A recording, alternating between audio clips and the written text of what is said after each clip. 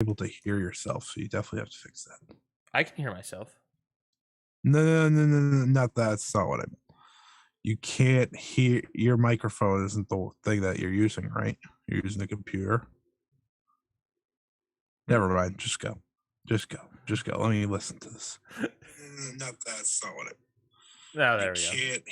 You can't. Your microphone isn't the thing that you're using. You didn't speak yet. You're using the computer. Never mind. Just go. Just go. Just go. Let me listen to this. Can you? Oh, maybe I should start talking we're good. to maybe. We're good. We're good. I heard you laugh. Perfect. Yeah, my beautiful, sensual laugh.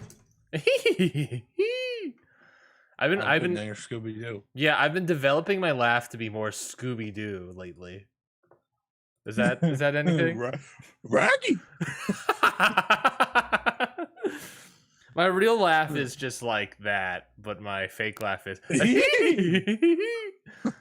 When I was in high school, there was I did theater for like senior year of high school. Nice. Was it fun? Yeah. Were you Scooby Doo? No. Did you get to play Scooby Doo? Well, give me a second. So there was like the auditions or whatever for a thing for one of the plays or whatever. I never did the musicals. I just did the plays. I can't sing. So I did. So part of the audition is that we would kind of do like sort of improv things. And so he would bring up like two people, and he brought up me and this other girl because she was wearing glasses and I was tall and lanky, and so he had us be Shaggy and Velma.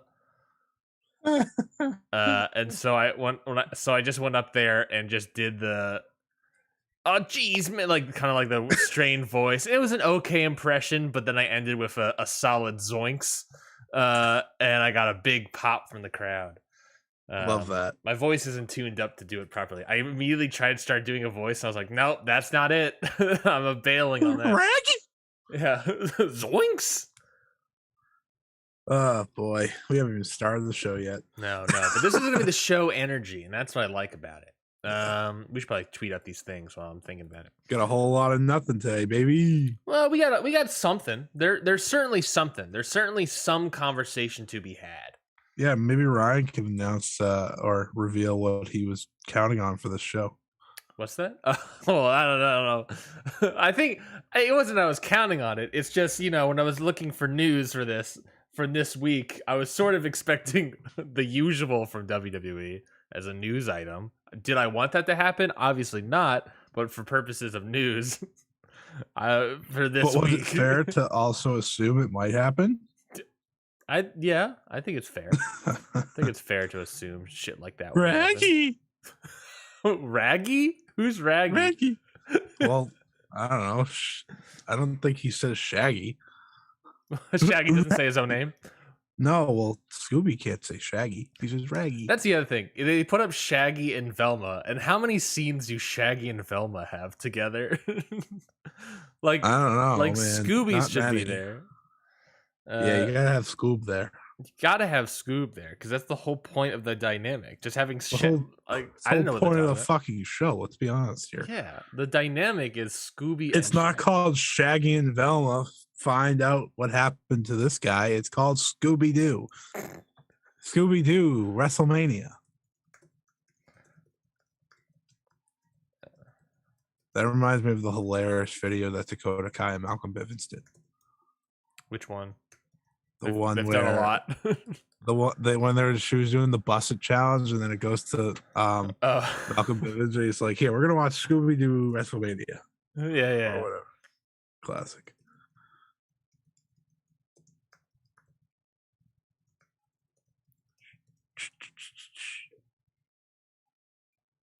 I was born for greatness, greatness, greatness.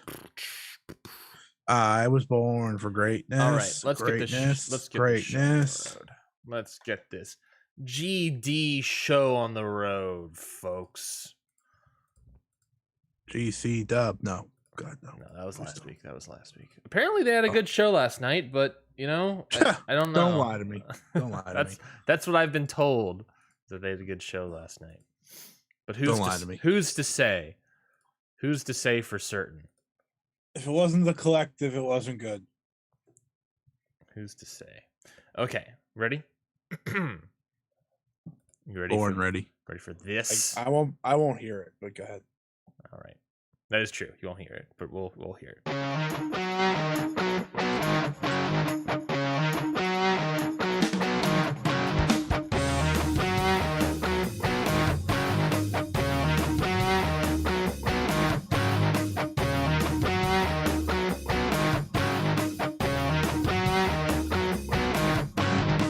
Hello, everybody, and welcome to Ring Post Radio, episode 25. Scotty, can you believe it? We've done 25 of these. Wow, that's a lot. I did not know we did that many. It doesn't feel like it, which I think is a good thing, obviously. But it definitely does not feel like we've done 25 of these shows.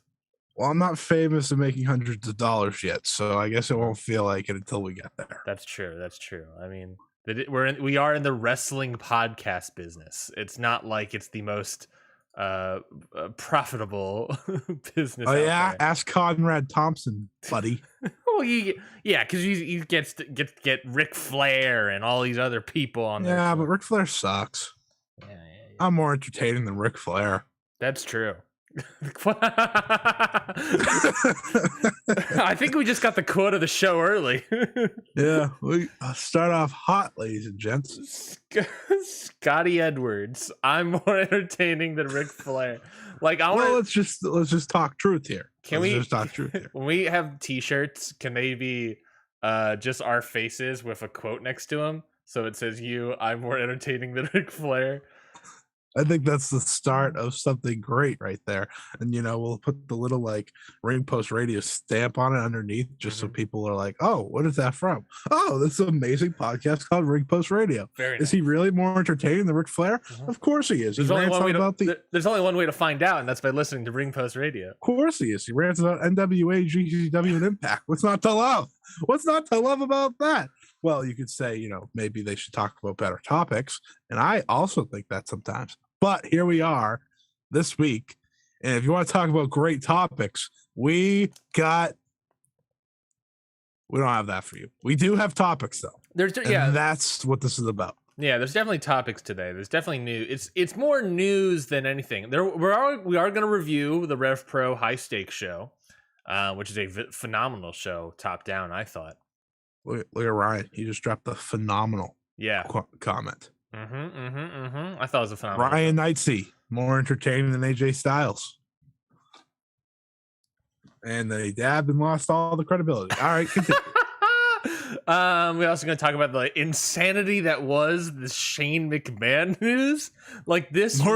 There goes the money. Scotty, I told you not to burn that joke too early. You gotta save it for hour 2. You gotta save it for hour 2. If we're talking about Shane McMahon in hour 2, what happened? I don't know. We're also gonna be talking about the financial report, sort of some of the big financial news from WWE. Not really, big topic there, big surprise, I think, but there is a news item to be had, of course. And of course, we're going to answer some audience questions. So at the end of the show, time permitting. Carry the show. Yeah.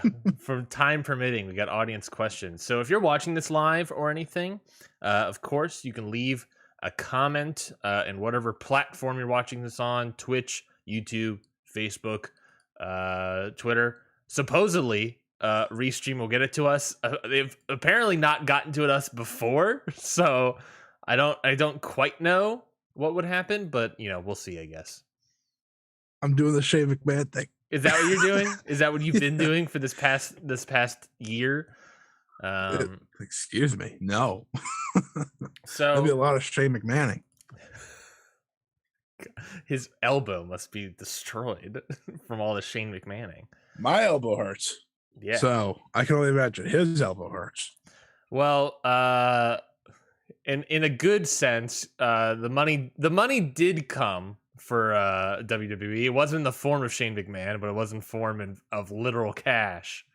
This is the full year of. These are some highlights for so WWE had their financial report, quarterly financial report. That was not only quarter Q4, I believe, but also year of 2021 of their financials. And this company is now a $1 billion company, Scotty. Billion with a B. Revenue increased. Do you know what also starts with the B? This is revenue, by the way. This is revenue increased to be a $1 billion company. Not net income, but revenue. What were you saying? Do you know what also starts with a B? What's that? Budget cuts. There weren't any this time around, at least that we know of. There may have been like NXT like people or whatever, like the trainee people, but who the hell knows? So revenue increased 12% to $1.095 billion, highest in company history.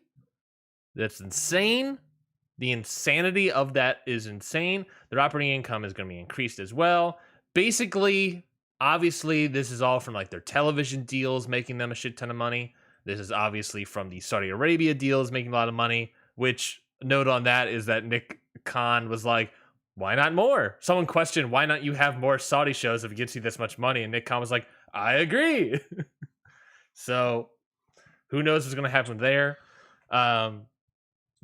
But it does show, I think the biggest news thing that I got from this, Scotty, was not only does, I think there's 2 points. One, in what is probably the worst quality of WWE programming ever in a year, it was the most profitable year in WWE history. I don't know if there's a correlation there that as it gets worse, profits go up. But it's certainly that the quality of the show is not at all related to the money they're currently making. And that is is that frustrating to hear? Yeah, because nothing matters. Mm-hmm. Nothing about WWE matters anymore. It's gonna be shit, and they're gonna make millions of dollars, billions, and it's not gonna matter. And people are gonna complain. We're gonna complain on this podcast because this is a wrestling podcast. You can't just, avoid the biggest wrestling company in the world. But nothing matters. We're never going to get back to the days of even 5 years ago, I think. Unless something crazy happens and, they can't get a deal, which is never going to happen because they're live programming for, there would have to be like 50 weeks out of the year. 52, right? I don't think they make take a single break. I'm guessing they take break for Christmas time again. Oh, because they record. So think about that. They are live content. Sports content. The entire year. Live sports content. No one else can give you that. And that's why they make bank. The only good news about them making so much money is that, looking down the pipeline, AEW is going to start making even more money because this is serious. Like WWE, most weeks, if not all weeks, has worse content than AEW. Hopefully people notice that, and AEW can also benefit from this. That's really how I'm looking at it now, because WWE ain't changing anytime soon. They're going to keep releasing people when they want to. They're going to book terrible shows when they want to, and then they're going to keep on trucking because there's nothing stopping them right now. Yeah, I think you kind of alluded to the fact that like the thing that could act like, no, of what I've seen from Nick Khan, it is definitely the idea of like, who gives a shit? We're making money. That's the kind of attitude he kind of has. So I don't, fair. It's fair. That's his job, is make money for the company. And right now they're making the most money they've ever made. So who gives a crap about the quality of the product? They're able to sell the product, which is a little bit of a Trojan horse thing, right? But I think if the market changed to no longer want to have live sports broadcast, which I do think is funny because WWE calls itself entertainment, but when they want to be sports, they want to be sports. Until that market changes, which it will at some point. It's just a matter of when. It's just a matter of if probably not anytime soon. I don't think so either, unless something drastic happens. I don't think so either. I think the market all the markets are everything sort of staying this, continuing. The question is obviously if it comes before or after their TV deal expires. Probably come after, so it means they'll make even more money at some point, and probably more money. Their TV deals will probably be even better, which is weird as hell because the ratings of the TV ratings are getting worse and worse. So I don't understand why you would reward that with more money. That doesn't make any sense. Like that's just I don't know anything about big business studios and all that stuff, but like that doesn't make any sense on like a TV standpoint of even if it's like live sports broadcasting. Yeah. Your ratings are worse than what we had, where you have this other product like AEW that are getting better and better, that are growing an audience. So I don't understand why they would be like that and be like, why don't we just shift to this other thing has way more ratings results. So that's all weird. The other thing, go ahead. The thing with the networks is that's when you'll get your best WWE content is when those deals are about to come up. That's when you're going to start seeing better content, especially on Fox. USA is going to give out the bag every single time. That's, NBC, they're going to do the deal every time. That's not changing. Mm-hmm. But Fox, you can see it on SmackDown. You could see them try to pick up their game probably in a year or so just to try to get another deal. Will they get another deal? We've heard a lot of rumors that these two sides aren't working together, yada yada yada. So it'll be a matter of time if we know they'll get a deal or not. I believe they said those talks started in 2023, so it'll be interesting to see. Yeah, I was just about to look up to see when that happens. Yeah, and they also have speaking of deals, they have a great streaming rights deal as well. Obviously, they had the network. The network came into Peacock, and it's proving to be the greatest move that they've ever done. Not only, obviously, increasing revenue, Scotty, but just across the board, it's like practically every pay-per-view premium live event they've had is like up 20% in viewership from the year prior when there was on the network. Like 20 to 30% viewership. Like, that's insane. Obviously, the Peacock, how many total, I think they have like in there 3 million in terms of total Peacock subscribers. They had a lot. That number came out recently too. They had a lot more than the network ever could have dreamt of. Which makes sense, right? Because WWE Network was half of that, I believe. I think it was a lot less than half. Yeah, a lot less than half. Yeah, sorry. Peacock, as of July of 2021, hit 54 million subscribers. I mean, that's what happens, though, when you have all those things combined. So, 9 million paid subscribers as of January 1st, 2022. 24.5 million active monthly subscribers. So you have 24.5 million active monthly subscribers as of January. That is way more than half than the network ever had. Way more. Way more. I don't even think they broke like 200,000. Let me see. They because they thought they would get like 3 million or something, and I think they got like 1.5 million. Wow. Yeah, they never got. Yeah, the service had 1.5 million subscribers as of October 30th. So they went from the viewership of 1.5 million to the potential viewership of 24.5. Yeah, it's a good win. It's a good win. It's a good win, and that was a great call. And you give props to where it's due. That is a great move.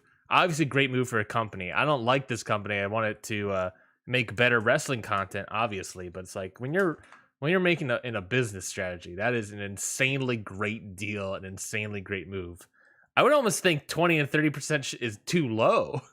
You would think maybe a little bit higher than that, but since you what's the times like 20%? I guess that makes sense. There's a 20. Yeah, I don't know. What do I know? Math. What are we, finance bros? I wish TV ratings mattered more than we all think they do. Yeah, I think they matter a lot for AEW. They don't matter for WWE. I think that's very interesting. Is how TV ratings just seemingly don't matter. I mean, obviously they will when they get to the TV rights deals up again and they start negotiating for that again. We'll see how much they matter for WWE. But right now, it's like, who gives a shit? We're making money. Yeah. Do you think? So you said, what was that? 2023 was when those TV rights deals are up, or negotiations start? Negotiations start. I think 2024 is when they're officially up. Do you think that we potentially could get the sort of AEW versus WWE, war happening? That they kind of like the Attitude Era thing of like, oh, we'll actively fight against the competition sort of thing, because that's when Attitude Era is when everyone loved WWE. Do you think that would be a good idea to try to get that negotiation stuff? Because do you think that would pull in the audience? No, I really don't. I think the thing with the negotiation part is that WWE they care about AEW. That's just, they give that idea every single time they do these things. But when it comes down to, their top dollar, I don't think it's gonna matter. I mean, I'd love like a Fox to like look at AEW and say, wow, that's better content. That's great. Why don't we go for them instead? But that's never going to happen. Brandon Thurston just tweeted out another graphic of AEW ratings. These are pretty good. That's my point. That's never going to probably happen, at least for this turnaround. Maybe the next time negotiations come up. And I do think AEW is going to be very loyal to AT&T, to Warner Media. So I don't see anything coming up from that yet. But it'll be interesting, I guess. It'll be interesting to see how much money AEW makes actually in their next deal, because that's actually really intriguing to me because they're such a success. I agree. I definitely agree there. The other big news that came out of WWE, and Scotty, I believe this is where the joke comes. So WWE made a bunch of money, but Scotty? There goes the money. Money. Dollar. Ching, ching. Ching, bling, bling. Sorry. This is the kind of show that people like. And I respect it. I respect our audience. I love our audience so much. Because this is the kind of nonsense shenanigans that they're going to get and that they have grown to love, of course. Our insanity. Right, Scotty? Oh, hell yeah. Sorry, that's not a Shane McMahon thing, because he got released. Yeah, so, we review the Royal Rumble, talk about how bad it is, and then the news that comes out of this pay-per-view is an all-time week of news, right? So we hear, obviously, that, hey, Shane McMahon, he's the guy that booked the Royal Rumble. He's the well, I mean, there's other people that booked it apparently with him, but he's the fall guy, right? Ryan, remember, Tyson Kidd wasn't there. The entire world went to hell without him. Mm-hmm. I believe it said they brought in Finley to help. I believe I read that somewhere, that they brought in Finley because Tyson Kidd wasn't there, who is the guy that runs it. There's also a report saying that Tyson Kidd isn't happy right now with working with WWE. So that's Shocker. Great. I don't know how Natalia feels about that. Yeah, so Tyson Kidd wants to be out. They had to bring Finley in. They bring in Shane McMahon out of nowhere for whatever reason to help book this thing. Shane McMahon the entire time is like trying to put himself over, trying to make the Royal Rumble about him for a feud for Seth Rollins. There's a report that he's like, oh, let me be number one. Let me do all this other stuff. That he was preoccupied with his own booking in the match, and obviously frustrated the day of the show, and that some believe that come from his ideas being shot down by Vince McMahon. Other reports, that line there is from Mike Johnson from PWInsider.com. There's other reports that also stated that it wasn't just Vince McMahon shooting down his ideas, but rather also Brock Lesnar being like, no, we're going to do this. I also saw Randy Orton was like, no. Yeah. Like, You're gonna go in and then you're gonna throw it out. Shut the fuck up. Yeah, it was also apparently like it was so poorly booked that on the day it changed multiple times. The numbers all got screwed up.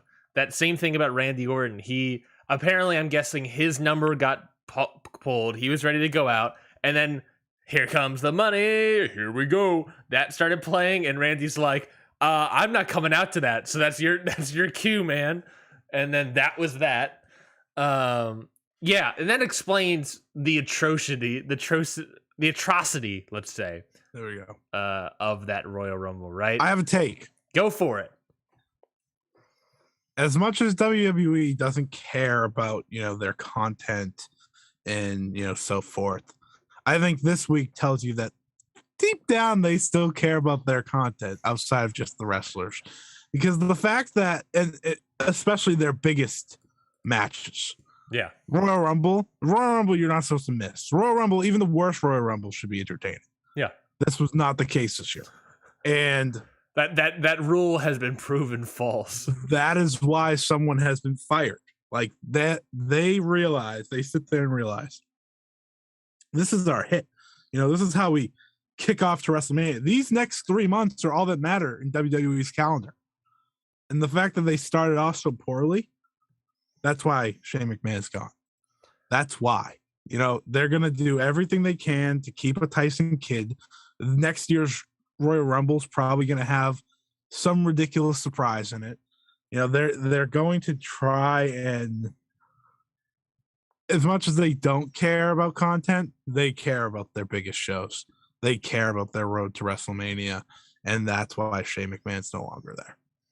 Yeah, they certainly do care about these. They ripped up all of their future plans with McMahon, who was allegedly supposed to feud with Seth Rollins at WrestleMania. Thank God for Seth Rollins. Austin Theory took his spot in the Elimination Chamber, which, by the way, the winner of the Royal Rumble is also in that chamber, fighting for a different title. We don't call that. We don't have to break that down. We'll break that. Well, will we break that down? I don't think we will. Do we want to preview? No, we're not talking sweet Saudi money 9. Where is the guy? Do you think didn't have a nickname for that one? Do you think they're gonna come out and be like, "Hey, where's that big guy that won the greatest Royal Rumble? Where's he? Where's that title? We like that moment." Nah, they'll just put it. Never mind. I'm not gonna say it. Like, it's just gonna get me canceled. We're not going. We're not gonna do it. You know what else I want? So Shane McMahon gets fired. Everything gets ripped up. It is insanity. This company, because it's like then you also hear reports of like they have no idea what they're doing if their top title. Like, oh, they might want to do title versus title, and it's like, so why did Brock win the Rumble? Like, it is not nothing. It's not. Here's the thing. There's one thing that nothing matters, but it's another thing that's like it's very obvious while you're watching it that there is no plan. Like we all make fun of like there's no long-term booking, but there seems to be no short-term booking, and that they have no clue what they're doing at WrestleMania, and that's bad. And it's not even just the Shane McMahon of it all. It is the world title. It is both world titles. This has become their problem over the past, we'll probably say last year. Sure. Because the year before they knew what they were doing at WrestleMania. They had those plans. And then, COVID happened. But their new thing is they don't know their plan going into WrestleMania, and that's bad. That's terrible.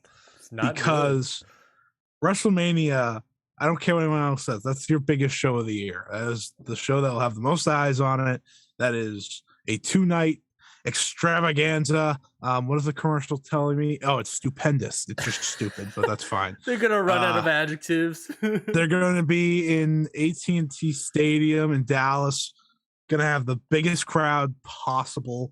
They're gonna near 100,000, maybe. I don't know how tickets are selling, but the whole thing is you have this grand plan and you can't put together your WWE championship match 3 months out. You should have it far earlier than 3 months out, let alone now. And it's just it's annoying because you just feel bad for the talent.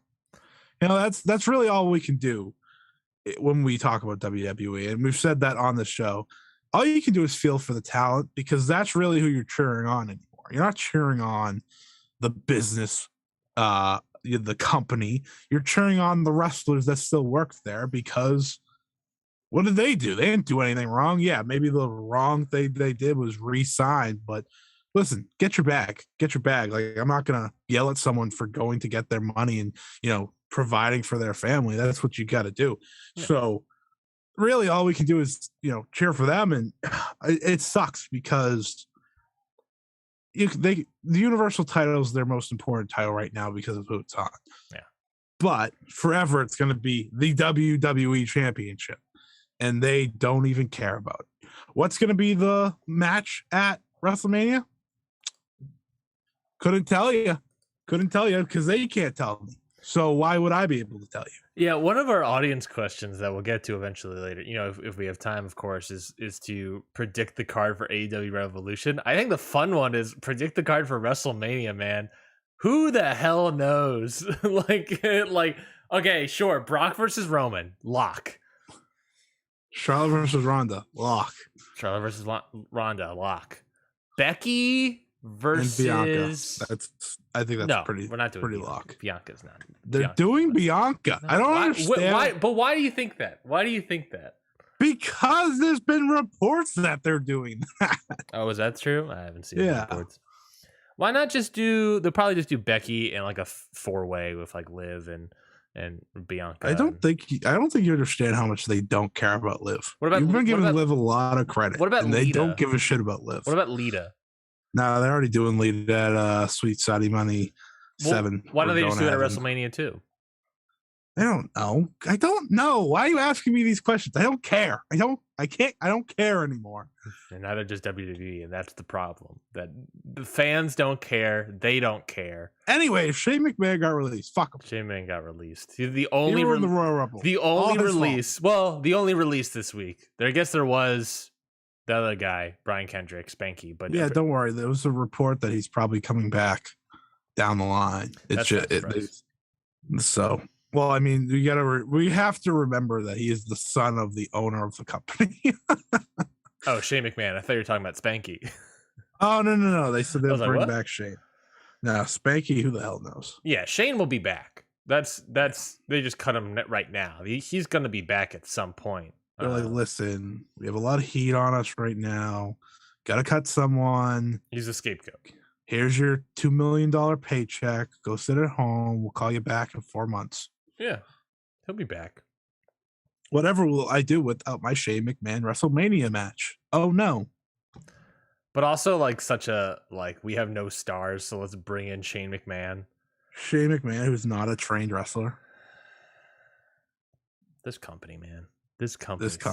Let's talk about something else that's more entertaining. Because we just spent 25 minutes talking about WWE, and it's not a good time. This company stinks, man. Brock Lesnar's cool. Brock Lesnar's cool. He's cool. I like him. I like seeing him wrestle, but it's just not this company. I was thinking about it yesterday. I was like, yeah, imagine if we could pick up Brock and put him somewhere else. Did you literally just do the Patrick Star meme? Yep, that's exactly what I meant. But imagine, I was like, well, imagine if we could just let's pick him up and push him somewhere else. Send the current form of Brock Lesnar to any other company, and we could have a great time. Ryan's dying, everybody. It's okay. It was a good run. Yeah. This was Ring Post Radio, presented by. It's sad. First thing that popped into my. Never mind. I'm not gonna say. Never mind. Can I also real quickly talk about the Royal Rumble? I mean, it's your show as much as it's mine, so yeah. I just want to do my victory lap real quick because I didn't think about it when we were reviewing the show. I already got my victory lap. Yeah. You watched bad wrestling. Yeah, we'll talk about that, I guess. So there was the report about WWE contacting Mickie James, right? Yeah. like they, there was another report right before the Rumble that was like, hey, yeah, they contacted uh Peyton Royce, Billy Kay to come back in as well, and they were like, no, we're good. And I made the comment of like, they probably asked other people, right? And you're like, I don't know. Then there's other reports that's like Nia Jax was asked, Lana was asked, and I didn't even think about it when we were watching the Rumble. Sarah Logan was probably asked. Who the heck know about any of the other there is people? Sarah Logan showed up. Sarah Logan showed up. Imagine if Lana showed up. I would have been like, oh, shut it off. Shut it. I kind of did that when Sarah Logan showed up. I'm not gonna lie. Yeah. I was like, what are these surprises? What are we doing here? Man, it's not a surprise if you cut them a year ago. I can't talk about this anymore. If we're going to talk about anything in WWE, I watched Blair Davenport pretty much snap her ankle on NXT UK this week. That was tough. Felt bad. Get better soon. You're welcome. Yeah, hopefully she does. Did you see that? No, did you see that? I watched the clip and I was like, oh, yeah, that's all I meant. Did you see the clip? The clip was, It's just those things. It's just you land wrong, right? You land wrong. We saw it with Ray Phoenix. It's all very Phoenix. You land wrong. That was gruesome. I hated watching that. And they showed it like 4 more times. And who knows? When it pops on Peacock, they'll probably edit it out. Nope. That's what I watched it on. Oh, you're right. You're right. Interesting why they didn't edit that out then. They said, no, you have to see how our person that was probably supposed to win the title snapped their leg. You have to see why she didn't win the title. Pretty much. All right, we got a good energy here. Let's get into something that picks us up. Yeah. Let's talk about Rev Pro. So we've been meeting. It's a good show. I don't know why you're laughing. I know it's a good show, but just like the idea of, all right, let's talk about something that picks us up. All right, let's talk about Revolution Pro Wrestling in the scene that has been dead for 3 years. But hey, it was a great show. Rev Pro has been consistent. I've been wanting to talk about this promotion for a while on the show. We've been meaning to preview their show, review their show, but it just, because of the delay of uploading their stream to we were trying to preview the show, but then we cut it for something else because it was like super packed show. For Royal Rumble talk. Royal Rumble talk, yeah. Rev Pro has been a phenomenally booked promotion. We use phenomenal again. Booked promotion for like a while now. They are one of the best indies, I would argue. You and I watched the same thing last week, right? I'll give you that. Same thing same thing 2 weeks ago. I mean, an indie does benefit from working with New Japan. This is true. Well, there's other indies. There's other number. All the best matches had New Japan talent in. There's other number 3 promotions that use New Japan talent. You're not wrong. I'm not wrong. But it's well booked. This is an extremely well booked company. Their matches on here were so good. How much of the show have you seen, Scotty? I watched in full 3 matches, saw some clips elsewhere. I have the general idea of the show overall, though. Which 3 did you watch? I watched Shota Amino versus Yota Tsuji, Gabriel Kidd versus Francesco Akira. It's not spelled Francisco, so leave me alone. Akira. And I watched Will Ospreay versus Michael Oku for the Rev Pro British Undisputed Heavyweight Championship. I think that's what the title's called. Yeah. Well, let's talk about that main event first, because I think that's the biggest talking point, right? Phenomenal match, right? Just Will Ospreay. What Dave Meltzer said about it? 3 ain't enough. I need 5. What? Boy. We listened to the song right before the show started. Yeah, we did. That's not non-context. It's like there's a reason I sang it like that we heard it before the show. So main event, of course, Rev Pro Undisputed British Heavyweight title match. Will Ospreay defeating Michael Oku. 41-minute match. 5 stars from Meltzer. Scotty, where were you at? Man. I go into Will Ospreay matches. I'm like, I really don't want to like this. I really don't want to like it. It was so good. It was so good. It was. Meltzer said it perfectly. It was very old school with a new school taste. That made sense. You had the new school of like, Ospreay flying through the air, doing flips, Michael Oku flying through the air, doing some crazy shit. But yeah, the old school touch of, Ospreay wants to make this personal, and he brings his I think it's his girlfriend into it. And I thought the end was perfection. I really do. Of Ospreay being like pretty much getting fed up with Oku. Just he hit like 7 hidden blades on the poor guy, and then they threw in the towel. And because they agreed to the match where you can't, the only thing that's going to end it is Ospreay or Oku. It's no one else. Throwing in the towel doesn't mean it's over, like in other matches we see. But that was a perfect touch, and it was so good. It was a 41-minute story. I didn't give it the perfect 5 stars. It was, little, I like to nitpick a little, but it was fantastic. We do like nitpicking here. I do like nitpicking. There's something a little melodramatic for me. Yeah, it was. I mean, the 41 minutes wasn't necessary, and there were some dead spots in there a little bit, but the drama was fantastic. The match was fantastic, and I have to say it. Will Ospreay is very good at wrestling. Yeah. He is very good at wrestling. It's just, he's phenomenal. Michael Oku, also very good. I think his, the believability of him being like having all this heart and being like, tough to break down. It's not like Ishii or like these big tough dudes. It's just like, Michael Oku, small junior guy, but he just is indestructible, really. Just a phenomenal effort from both these guys. Phenomenal work from both of them. Oku's girlfriend did great.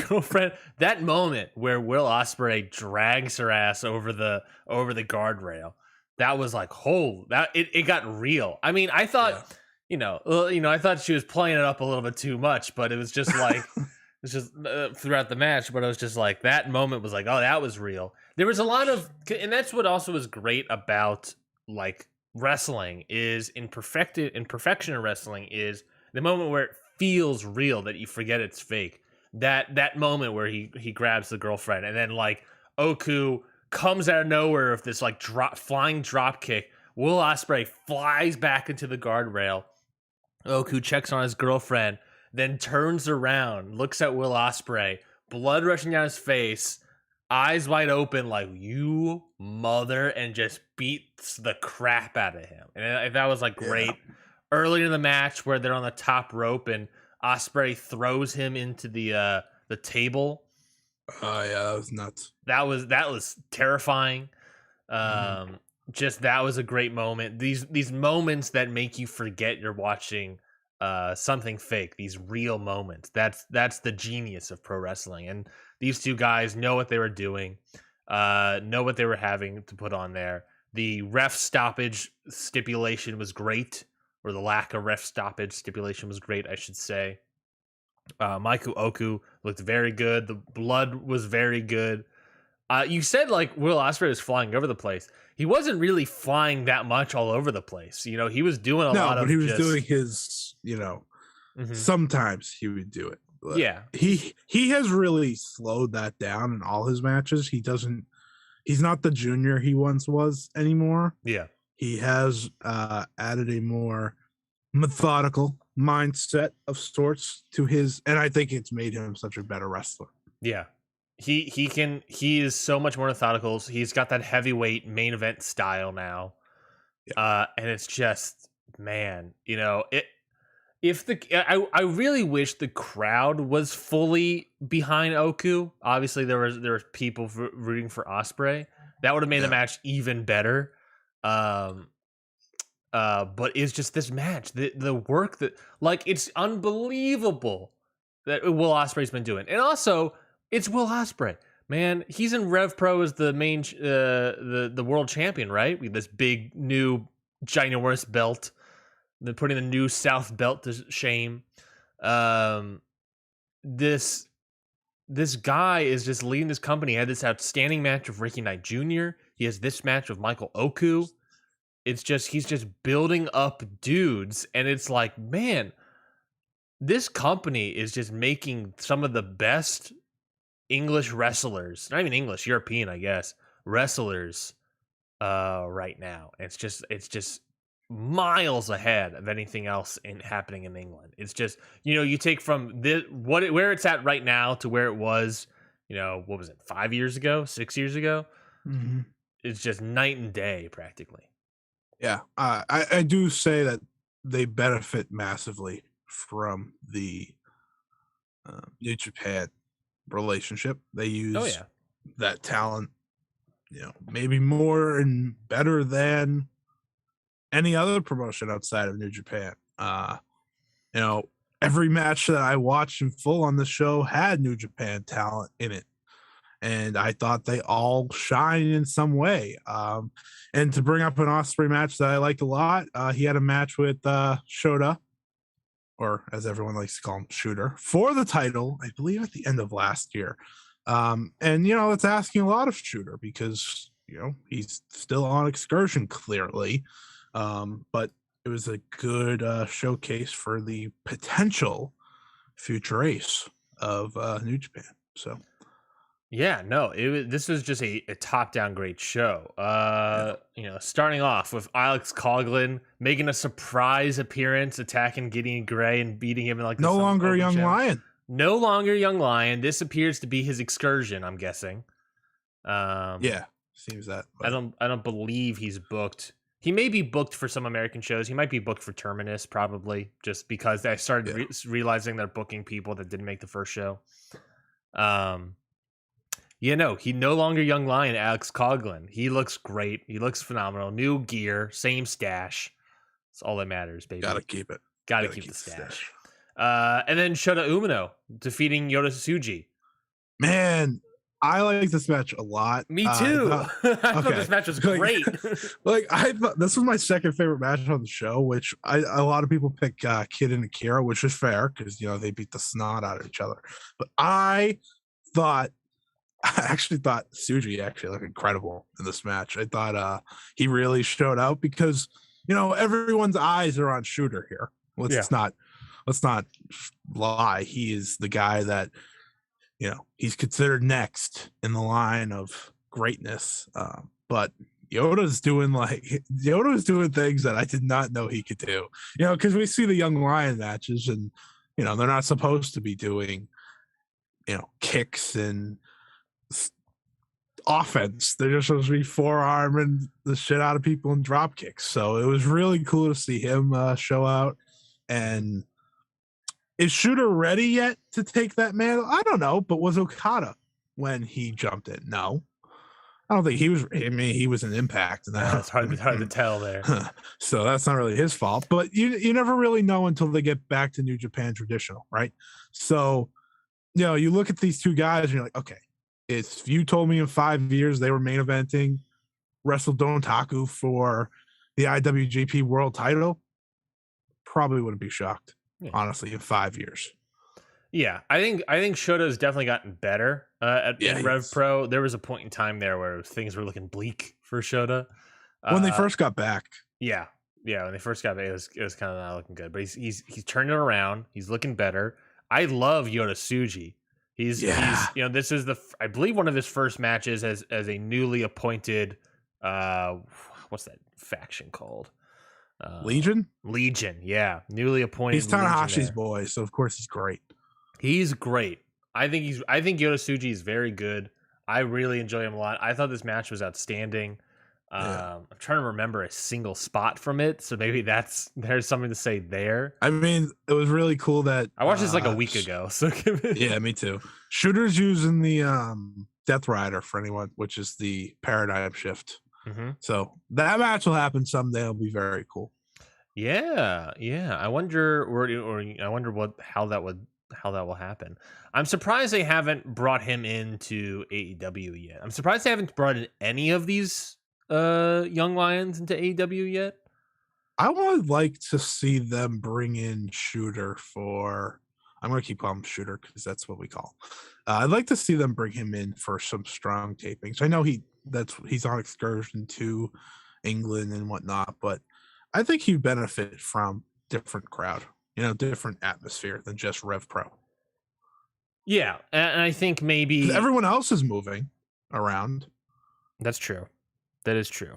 It's like the Japan centric young lions are only going to the place that they're told to go to, right? Or the other guys are like all over the place. Except for Gabriel Kidd and I don't think he's a young lion anymore, but Alex Coughlin, for a good example. I mean, we don't really know what he's doing, to be fair. We don't know if he's on excursion to Rev Pro or if he's just showing up in Rev Pro. Yeah.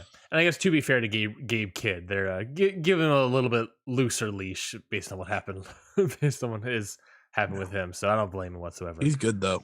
I like Gabe Kidd a lot. So, yeah, this match was outstanding. Shota Umino, Yoda-Tsuji. I thought I was not able to watch the Kidd match. I was not able to watch the tag match.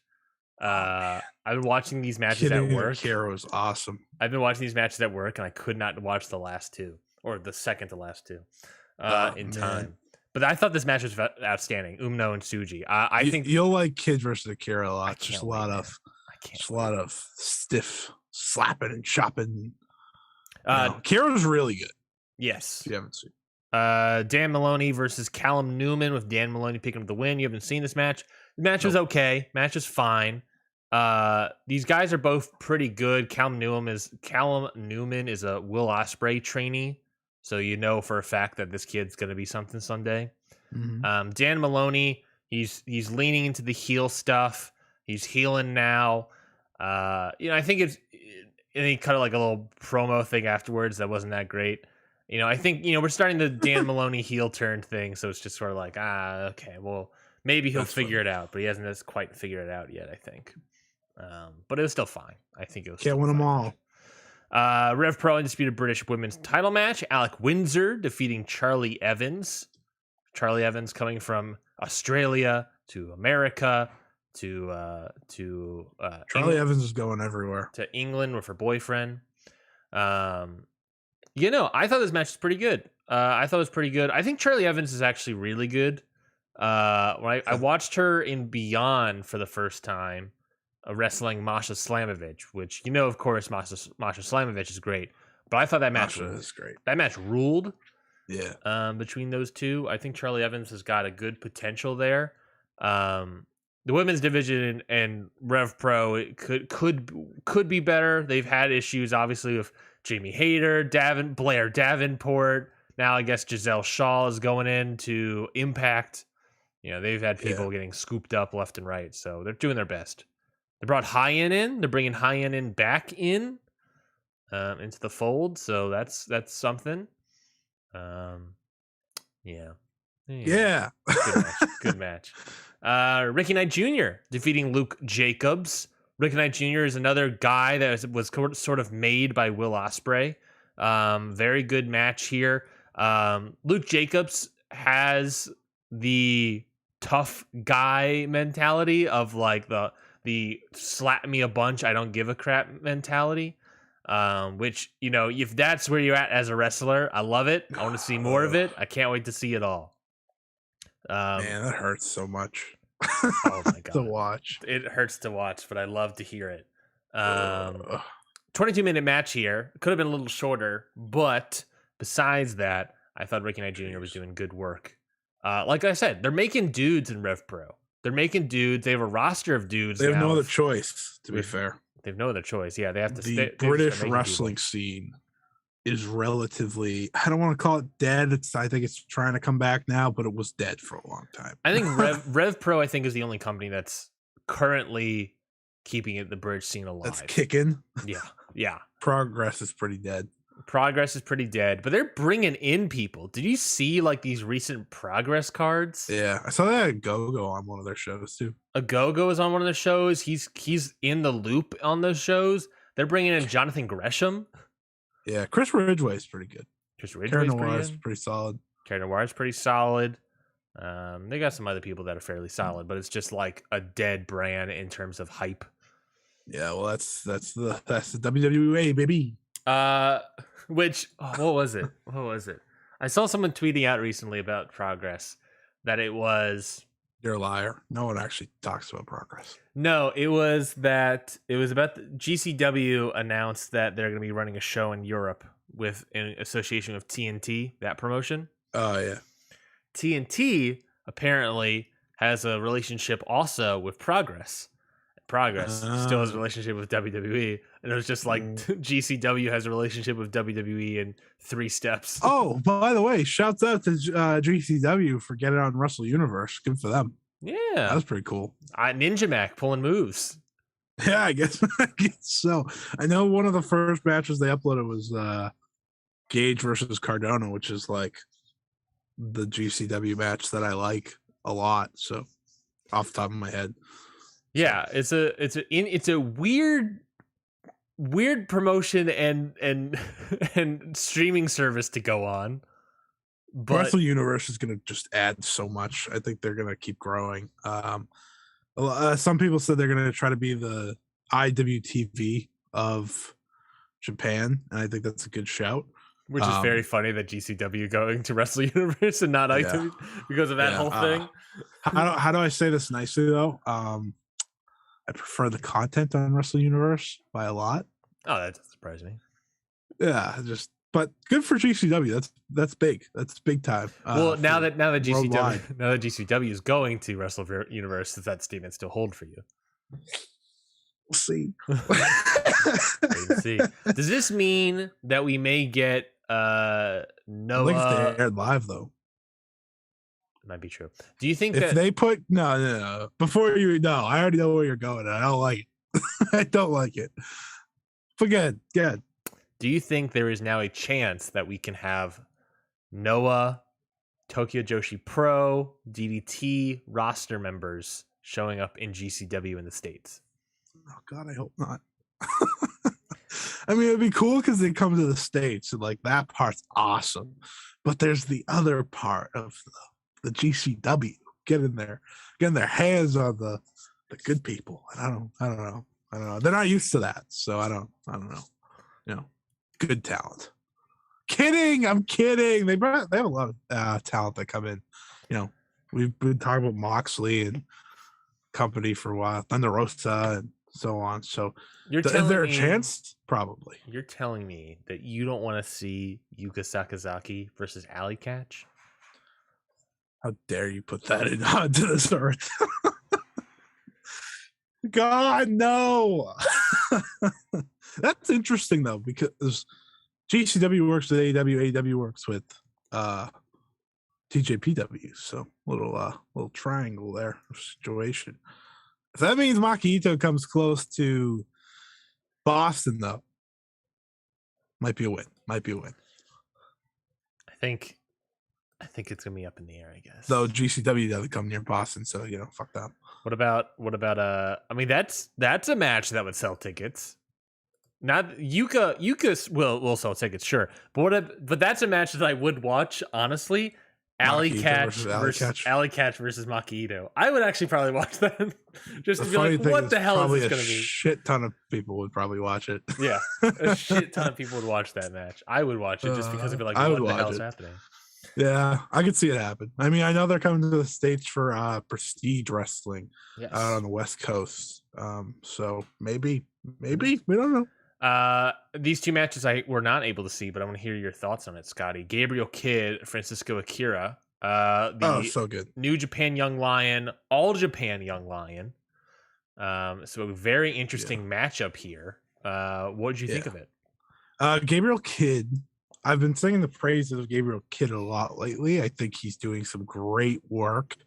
And Akira, legitimately one of the best juniors in the world. I think, legitimately, I think he is very good when it comes to the believability side. And these two legitimately just chop the shit out of each other for,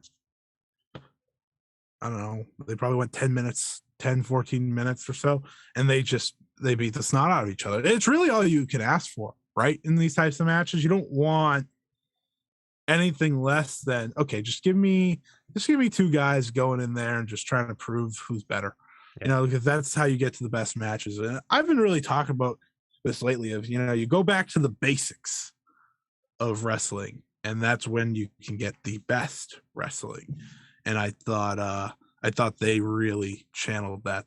They channeled the old styles of All Japan and New Japan of just two dudes going in there and beating each other up. And it worked a lot. It worked really well. Yeah, I just think Gabriel Kidd is great. Gabriel Kidd has been, ever since he went over to New Japan, he was pretty good before. He was getting his name out there before. He flipped the switch, though. He flipped that switch. Since he came back again. Yeah. When he became a young lion, he was great. Then he, obviously everything's happened. He's got himself in a better head space. He's come back. That flip has been switched. That match of Eddie Kingston. Yeah, I love that match. You wrote a phenomenal newsletter about that. That match is great. Thanks, man. No problem. Oh God, he's crying. Oh no, he's crying. I actually have something in my eye. But sure. Yeah. Yeah. That's what they all say. Oh my God. We love it here. Gabriel Kidd obviously is just phenomenal. And I'm very excited to see Akira. I've heard great things, and I'm very excited to see how he can do in that match. He is good at the wrestling. Laredo Kid confirms that he is signed to Impact Wrestling. Ooh, that tweet just come out? Someone just tweeted that out. I guess he just said it in a report. But hey, good for Laredo Kid. Yeah. That's pretty good. Rev Pro Undisputed British Tag Team title match.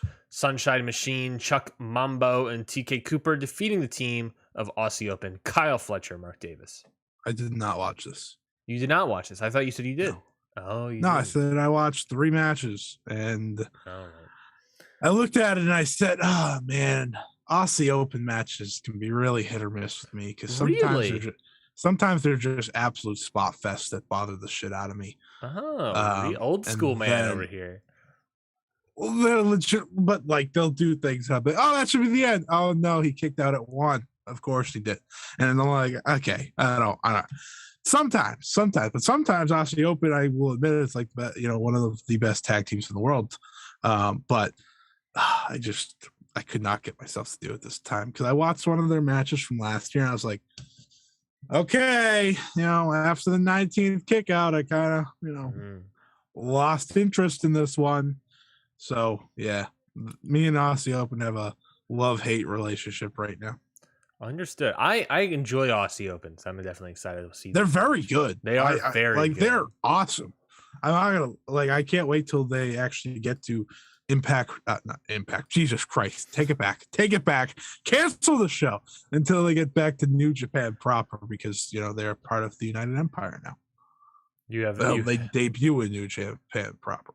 You have Impact on the brain. Don't ever say that again. I don't have Impact on the brain. Well, you'll certainly have Impact on the brain soon enough. They have a pay-per-view coming up, my friend. Yeah, and the Q&A. We actually have an Impact question. That is true. So. Well, that's all the news we had. I mean, that's all the items we had. Yeah, there's not a lot of stuff. There's some things we could kind of preview, honestly, if you want. We got into an hour. Congratulations. You're welcome, man. What are you previewing? You got to tell me the shows. I don't know what the entire cards are, but I saw this tweeted out. I don't even know what the promotion's calling it, but Noah is having 3 shows this week. Oh, yes. 9th, 10th, and 11th. And it is, let me see if I can get the matches themselves, but more of the Goshiyazaki run here. where he's 3 straight days of the Goshiyazaki run, baby. yeah, baby. Obviously, Shiozaki lost to Segura before, which I'm still confused about that whole thing. I thought he had to win all 4 to get like a title shot, but now he's like lost the first one. So why should I care about these other 3? Is that fair to say? Well, I don't know if he has to win them all. He kind of just made this his own thing, to be fair. That's true. That's true. Do you think he'll win them all? I think he'll win the next one. He'll win the next one. So on the 9th, he should probably. On the 9th, Goshiyazaki is going to face Masato Tanaka. Yeah, he should win that one. But who the hell knows? But yeah, who the hell knows? But he probably will. That's going to slap, literally and figuratively. On the 10th, the next day, Goshiyazaki versus Naomichi Marafuji. Oh, sure. Why not? Why not? Oh, man. And then the day after that was cool. The day after that, Goshiyazaki versus Kano. He better beat that jobber. Dude lost in less than 5 minutes. He better beat him. I'll be pissed if he doesn't. Oh, man. I think me and Mr. Congo over there have beef. You have beef with Mr. Congo Kano? One, Nakajima's better. He should be the leader because he's cooler. Second, I think he is the leader, isn't he? No. Or is there? Kino's the leader. Oh. But no. You don't much care for Kano. No, he lost my respect when that man lost in 2 seconds. Kano lost my respect when he fired kicked Muto and lost. Yeah, he loses pretty important matches. Huh? He loses to old guys a lot. Yeah. To be fair, Goshiyazaki lost to Keiji Muto for the GHC heavyweight title. So everyone lost to Keiji Muto. I think if you lose to Keiji Muto, you're automatically just screwed. Jobber status. You're just screwed. We just named 2 guys that can't win anything anymore. That's right. So February 11th, we're going to see 2 Muto losers, 2 Muto jobbers, Goshiyazaki and Kano face off. That match should slap though. Well, maybe not slap, a kick. Well, both, because Shiozaki breaks people's chests. That is true.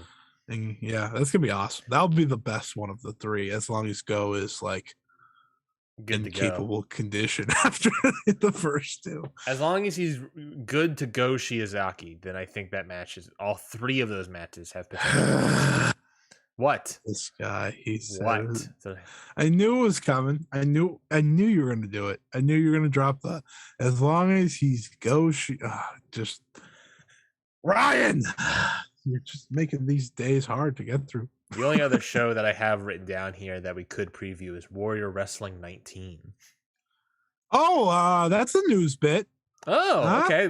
Okay, here we go. News, baby. Here we go. Scotty, hit me. Athena, Ember Moon's back. Yes. And she's probably in the main event against Thunder Rosa for the Warrior Wrestling Women's Championship. So that's pretty awesome. Let's pull up this card real quick. Dave Meltzer also made the comment this week that he would be shocked if AEW didn't sign Athena. So let's get a vibe check on these matches real quick. Warrior Wrestling's pretty cool. Warrior Wrestling is pretty good, and they bring in a lot of different people. I didn't say it was good. I said it was pretty cool. I think they're pretty good. Though. It is good, though. Let's look at this card, because I'm 100% watching this show. Ready? 100%. 100. Bandito versus Dante Martin. Sure. Yeah, that's going to be great. Shit, right off the bat. Oh, crap, man. That's awesome. Warhorse versus Dalton Castle. Yeah, not watching that. I'm intrigued. I think there's going to be a lot of gimmicky stuff, but Warhorse, man, he's been training under Davey Richards, and I watched his last match in Warrior Wrestling at Warrior Wrestling 18. The dude's beefy. Does that mean he's good? I think he's getting better, but he is beefed up a lot. He is. Do you remember when he fought Cody on AEW Dynamite? Yeah, I do remember that. That was a bold decision. That was not a bad match. I think that was pretty good for what it was. It was no Eddie Kingston or Ricky Starks, Well, that's why those 2 signed and the other one didn't. Miranda Alizé versus Sky Blue. I didn't see Miranda Alizé show up. I honestly had no idea where she went after Ring of Honor, shut down again. Yeah, she's Shut down again. Shut down the first time. She had a Hurricane Pro title match against Taya Valkyrie, and that's all she's done since Final Battle. That's disappointing to read. That's really... She had one match in all of January. She's probably going to lose to Sky Blue, too. According to Cage Match. That is really one of these people are AEW talents. The other is not. That's true. Mike Bailey. Speedball Mike Bailey. Hell yeah. Speedball's man. Versus Santana. Oh, that kind of slaps. I'm not going to lie. That kind of slaps. You see what I'm saying? That this card's like, oh man, this card's pretty good. I fuck with that. That's good. Tag team match. Ready? Brian Cage, Casey Navarro versus the Acclaimed Anthony Bowens and Max Caster. The Acclaimed. Yeah, I don't know. All I'm here for is the rap. Because I'm very Brian intrigued. Cage gives plenty of content for this rap. Yeah. Man, that's interesting. The Acclaimed. Gringo Loco versus Myron Reed versus Blake Christian versus Alex Zane. I mean, it's gonna be crazy, so I'm gonna watch it. Will it be good? I think it'll be decent. It'll be fun. It's lucha. Yeah. Speaking of lucha title match: Sam Adonis versus Lindsay Dorado. Oh, wait a minute. Time out. Sam Adonis won the lucha title. Yeah, the last show. Why? I watched him do that moonsault at Triple A's Triple thing. That was terrible. Yeah, that was not good. Let's say Dorado. How about that? I was wishing you said Massacre at Dorado, but it's fine. He's in GCW. Lindsay is going to Warrior, and this is his first match out of WWE. By the way. This would be his debut. Cool. Good for him. I'm intrigued. I'll probably watch it. Lindsay's pretty solid. Tag team match: the Briscoes, Mark and Jay Briscoe, versus the Work Horsemen, Anthony Henry and JD Drake. Oh, that's probably gonna slap. I'm not gonna lie. That's definitely gonna slap. Yeah. You got JD Drake in there. That's gonna slap. I like to see the Work Horsemen back together. That's pretty cool. And then what we think will probably be the main event: Warrior Women's title match. Thunder Rosa defending her title against Athena. I mean, that's exciting. That's exciting. This is a pretty good show. They don't have, they usually have one like really, really, really, really big name. I mean, Will Ospreay's their champion. Mm-hmm. But that's a good main event. It's a good show. Top down. This on paper. This top looks dollar. Like BFAB. Wait a minute. BFAB. When does Swerve contract end? I think next week, 2 weeks from now. I think it will. Swerve the Realist. Actually, yeah, my mistake. I think if I recall correctly, it was this group got available like on Wednesday, and then 2 weeks later, another group got released. I'd like to ask Shane Strickland, why does he not think Shane Strickland's a good enough name? Because I think that's a great name. I don't know. My thought would be that maybe like there's a copyright issue, like a trademark issue, but they never got Strickland. I don't think he was always Isaiah Swerve Scott. Yeah, so that's why I'm like, I don't know. And I understand why he put the 3 in the Swerve. That's fine. Like if you want to keep Swerve as part of your name, yeah. Swerve Strickland, like come on, Swerve the Realist. I don't love it. Yeah, but he's great, so it's okay. He's great, so that's all that. Oh, before we get to the questions, right? Yeah, sure, hit me. This Wednesday night on AEW Dynamite, Tony Khan is opening the Forbidden Door, but not really, but kind of, but not really. This is the Scotty. This is the Scotty question of the week. But not really, but he kind of is. He's opening the Forbidden Door that the person's going to shut solid, keep closed forever. I don't know. He explained it really weird. Who is destroying Isaiah Cassidy on Wednesday night? I think it's a deadlock Keith Lee. Me too. Okay, cool. I think he, and you know why I think that? One, because he's great. He's the easiest pickup in the world. There's no question why you pick up this guy. I don't understand why they're like, oh, we're thinking about it. No, you pick up this guy. This guy's a you pick up. And I get it. There's like maybe some concerns because he's not the same he's older. He's maybe not the same Keith Lee as he was pre WWE. He's went through COVID and that took him out for a very long time. So he's maybe he's not the same guy, but he knows what he's doing. He knows how he can handle himself and get himself over, which is the most important aspect of AEW, is getting yourself over. And on top of that, you were putting him in a match against Isaiah Cassidy, who, when I see that match, I'm looking at Isaiah Cassidy getting pounced out of the ring. Yeah. You're putting him against a small dude that will get destroyed by a pounce. That's what they're doing. They're doing it on purpose, 100%. Oh yeah. Yeah. I've as soon as he announced it and he pretty much, broke down that it's a free agent and not Forbidden Door, I was like, okay, it's gotta be Keith. It's gotta be Keith. And not only does it have to be Keith, Keith has to win the Sonic ring, and then beat Sammy Guevara for the TNT Championship. That's, I think, the only way you play it. Let's not do the whole, oh, look at the new guy wins the ladder match and then he loses the title match. No. Let's not do that with Keith Lee. Let's have him win the whole damn thing. Because quite frankly, Ryan, the Sammy Guevara stuff is not working for me. And I think it's time, we just move on with the TNT title. Let's get it out of his hands, get out of Cody's hands, do something new with it. It hasn't been the same since Miro lost it. I agree.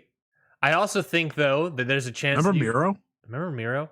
I also think there's a chance Miro will probably be in that ladder match, I think. If he's healthy enough. Yeah. I know he's hurt. I would also put Swerve in there if you can get him. I know Wardlow was teased to be in it too. Yes. Oh, I think Wardlow and Keith Lee? Beef? Beef? Yeah, baby. Give me that beef. Who says no to beef? Who says no to beef? Vegan. Vegetarians. Yeah. That's the answer. Yeah.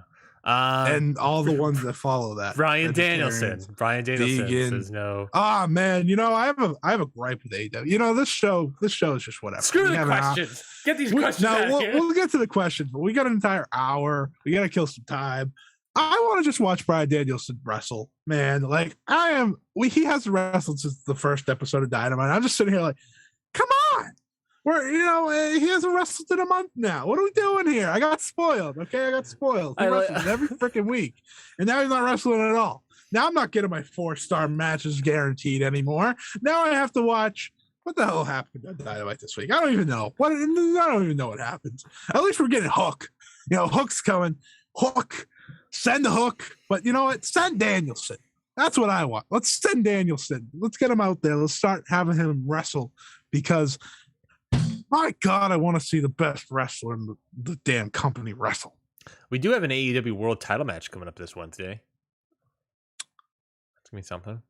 Yeah, but it's not Brian Danielson, right? No, it's not. It's Lance Archer. Brian Danielson is teasing a feud or tag team with Jon Moxley. I got a take. Screw these questions. But Lance Archer. Sure, hit me. AEW. As good as AEW is, they have done everything in their power for me not to give a shit about Lance Archer anymore. They really have. Like, he's lost every big match ever. Why am I supposed to care? Why am I supposed to care? This is the Jungle Boy take. This is the Jungle Boy take. The good thing about Jungle Boy is, like, he's young. Lance Archer's old, and, like, he's a monster. He's supposed to be winning. At least with, like, Jungle Boy, you can call him an underdog. Like, you can't call Lance Archer an underdog. He's bigger than everybody. That is true. It just, I don't like, this match is probably going to be really good because, Hangman's having the run of his life, and Archer's very good in the Texas Death Match stuff. But that's just my take. Yeah, I don't know. I feel like I sort of agree with that. What also hurts Lance Archer is all these, like, injuries and everything that he's had since coming into the promotion, and COVID and all that stuff. It's hurt his run in the company. I think there's a chance that they can all turn it all around. I think Lance Archer is good enough to be turned around. But I do think, I sort of agree with you that he doesn't have enough big wins to be a suitable challenger. It feels like what's his record, right? Do we even know what his record is? He probably has a winning record, but that's because he has a shit ton of dark squashes. Well, I actually don't think he has a winning record, right? Because the new He has a year, winning record. well, the new year restarted, right? Oh, I thought you meant overall record. Let's look at this. Let's look at this AEW roster record here. It's not updated because CM Punk has a no loss, so it's not very updated. Oh, let's find out. Let's find out myself. And then we do questions. Now we'll do questions. Yeah, CM Punk does not have his loss listed here, but I don't think Lance Archer, unless he wrestled on Dark, I don't think he has anything.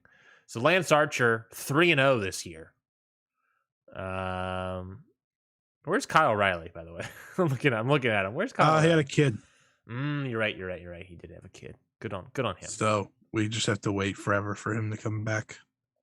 Leo Rush still listed. Leo Rush coming up free soon. I came to collect. Love Leo Rush.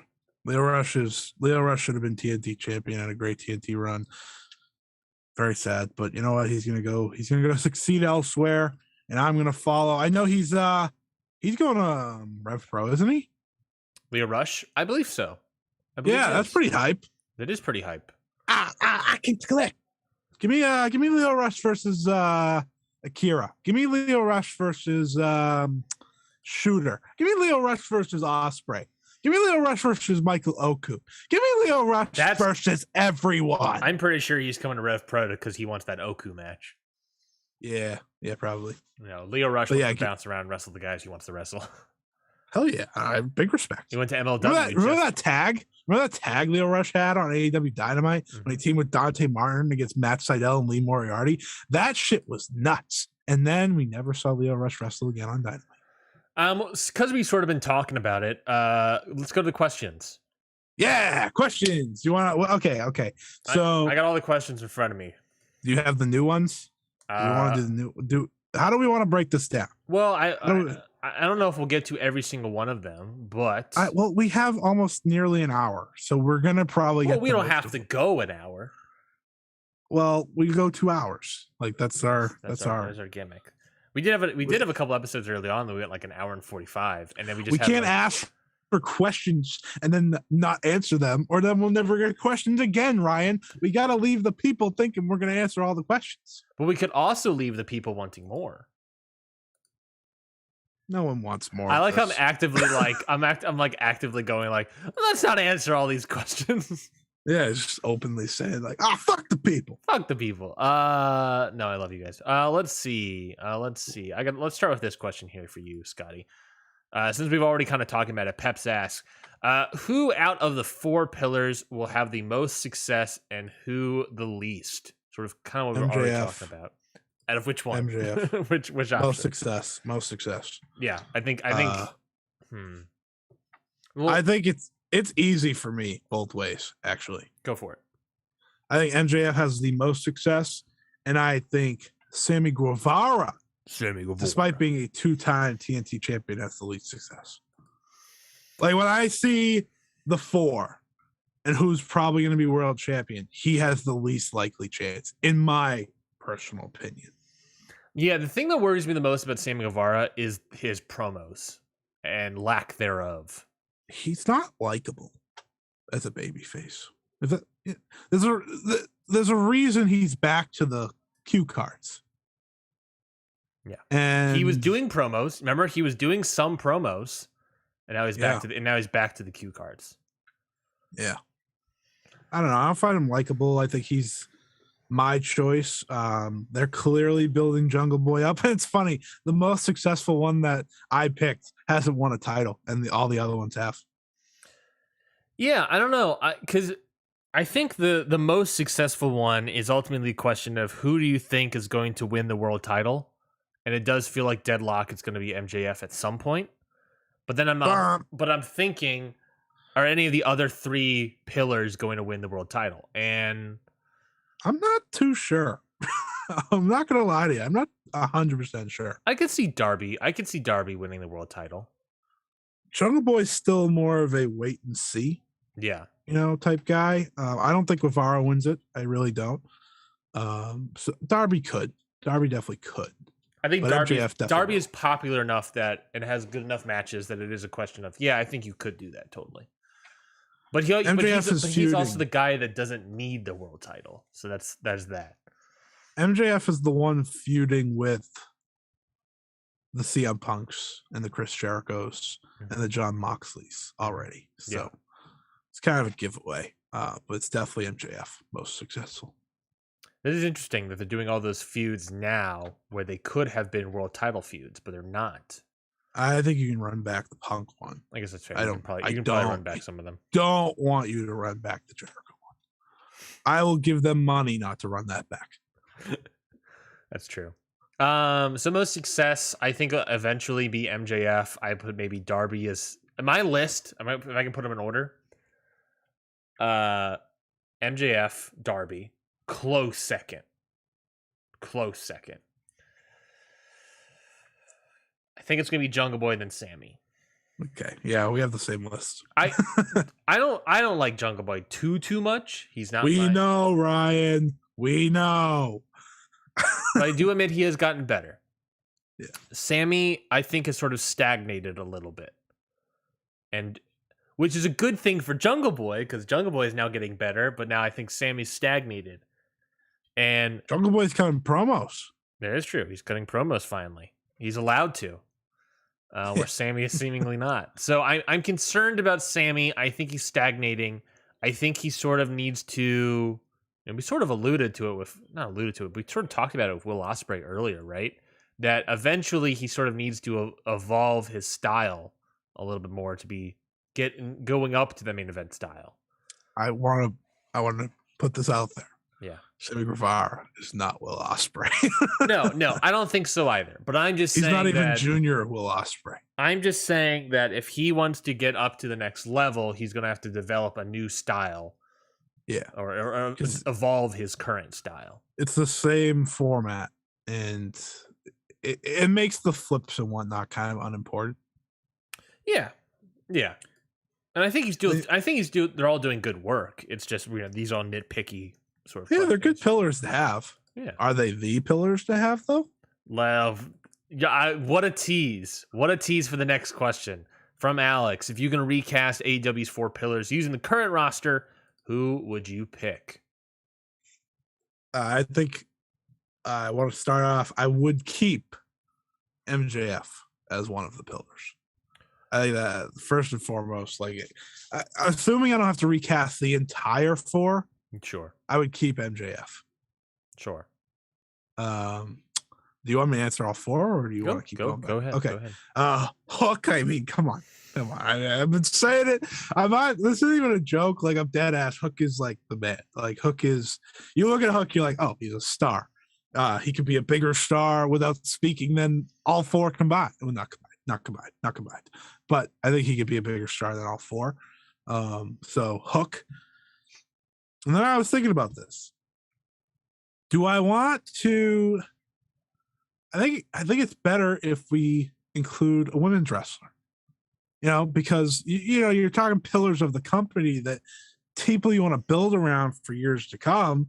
And CM Punk made that joke that Britt Baker took over for MJF. Maybe not MJF per se, but the joke, like Britt Baker's built as someone to build around. Yeah. And you look at the AEW roster. Britt Baker's not a pillar of the women's division. She's the tent pole of the women's division. Yeah. And you look at the women's division, and there's not a lot of, well, I don't want to say young. They're all young, but there's none that you're developing to become. Not many of them, because, Thunder Rosa's ready.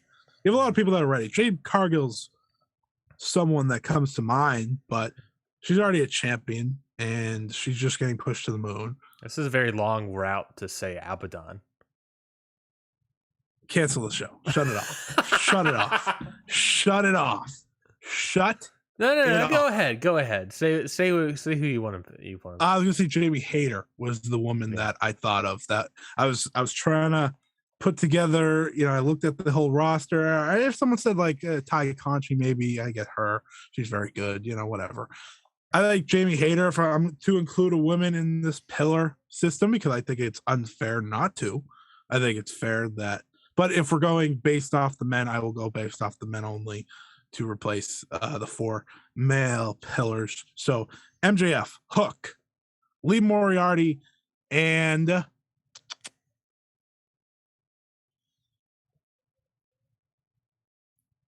I've been stuck on the last one between 2 people. That's why you subbed in Jamie Hayter.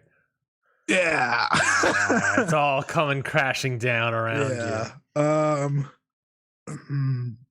I mean, if I don't get to include Jamie Hayter, I'm having a tough time here.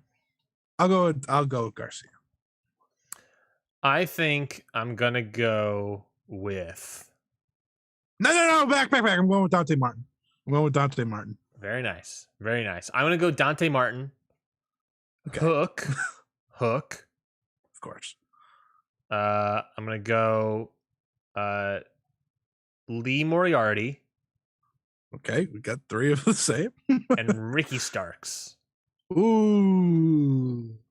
Man, Ricky Starks is hitting on all cylinders lately, isn't he? You'll have to see it. That finish there was beautiful. I think there's other people I really enjoy that I wanted to put in there, like Daniel Garcia is someone I really want to put in there. But there's also the Hook element that's like, I think you can't not have Hook. Cannot have Hook in there. And it's not that they're similar or anything. They're obviously not similar, but it's just like, but who's the bigger star? Hook is definitely the bigger star. No offense, Daniel Garcia, but Daniel Garcia is way better wrestler currently. Well, I mean, I would hope so. Hook has, a whopping 3 or 4 matches to his name, and they haven't lasted more than 5 minutes. He's had 4 matches to his name. Yeah, so there you go. But yeah, okay. So to review, everybody, since I kind of got a little convoluted at the end, Ryan picked Dante Martin, Hook, Lee Moriarty, and Ricky Starks. I picked MJF, Hook, Lee Moriarty, and Jamie Hayter. Yeah. But if I have to pick the 4th male, Dante Martin. This is from Kelvin. Kelvin. If you were booking Impact Wrestling, what changes would you make? Oh, I would make so many changes, Kelvin. First off, first and foremost, Josh Alexander would not have lost the world title. Well, yes. First off, I'd actually build my own stars instead of skyrocket ex-WWE wrestlers that were okay to the main event. That's first and foremost. You look at this Impact roster, and it's filled with the Chris Bays and the Speedballs and the Ace Austins. Those 3 alone, huge talents.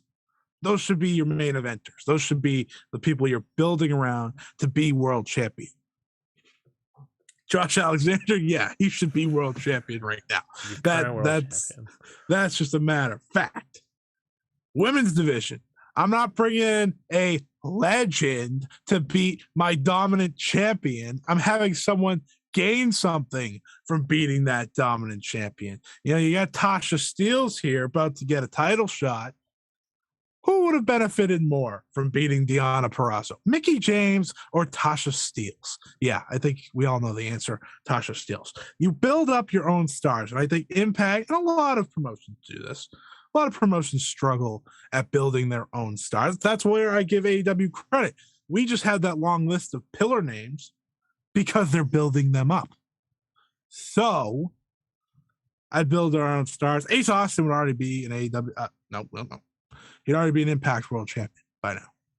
That's like my prime example. He would have already been Impact World Champion. Chris Bay wouldn't be, stuck in doing nothing. I mean, he's in the Bullet Club, which is cool and all, but that dude wouldn't have been on the pre-show on Hard to Kill. He would not have been on the pre-show. He would have been a signature match. Jake something. I like him a lot. Push him a little bit. Push the guys that you have stock in for a long period of time, which I guess is what they're doing with Moose. So if I was booking Impact, I would make the world title picture right now be W. Morrissey and Josh Alexander fighting over the world title. Problem is Moose. Moose has such a tenure in this company that it's almost like you have to push him. But I'm like, no, he's good, but make him feud with somebody else and be like the big guy, and then he'll maybe eventually win the title. But right now, I'd have Impact do it. Steve Macklin is someone that's very good in this company. But I think that the thing about Impact is that they have like what seems like a good roster on paper, but the talent level is not entirely there. So it is a lot of why they're bringing in these outside forces. But if you're going to bring in these outside forces, your own people have to eventually win and get these spots, right? Yeah.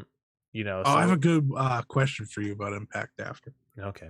Yeah. So I think they're bringing in good people. I think they're doing good stuff. Turning Matt Cardona heel recently, good move.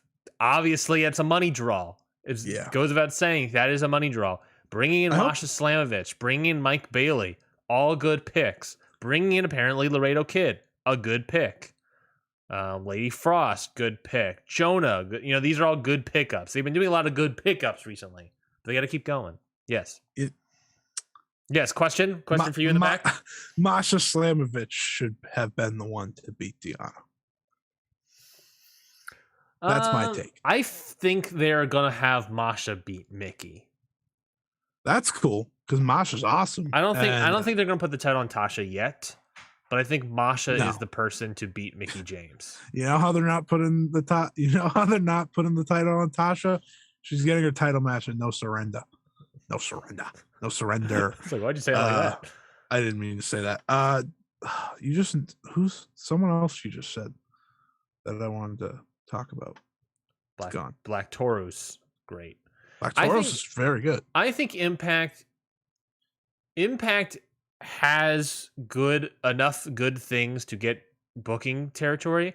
Their tag division's not that great, and that's why they're bringing in FinJuice and God. You know, I would bring in more male tag teams of some sort, or make some that are decent in this company. Like you have Madman Fulton and Ace Austin, but they're like not even going for the tag team titles. You know, give them a reign or something. Right. You know, put Laredo Kid with Toros. I don't know, maybe not that because you have Decay nonsense, but you know what I mean. They have stuff. My Impact question for you, Ryan. Thinking about this after watching the show the other day, got a little sad. Do you think it's more likely that in 2022, Jay White returns to traditional New Japan Pro Wrestling or wins the Impact World title? In Japan? In Japan. I think neither is going to happen. No, but what's more likely? Jay White in New Japan proper. I think once the summer comes around, COVID cases are going to go way down. So I think Jay White will probably be like, okay, I'll go to Japan, and then maybe that's when we see Jay White return for the J1 climax. Maybe that would be nice. That would be real nice. Miss Jay White. If his biggest issue is the whole COVID thing, which is fair, I think just COVID's going to be in the summer. COVID's going to be down probably as was last year. More people are getting vaccinated. He didn't go back last year. What's that? He didn't go back last year. He didn't go back last year, but I think it's gonna be even more down this summer. So I think it might make him comfortable. It's just the winter's gonna pop. When the winter pops up again, it will be bad again. So it's just sort of that sort of thing they'll have to deal with. I think you bring him in. You try to bring him in for the G1 climax if it's happening this summer. I mean, they definitely are gonna try.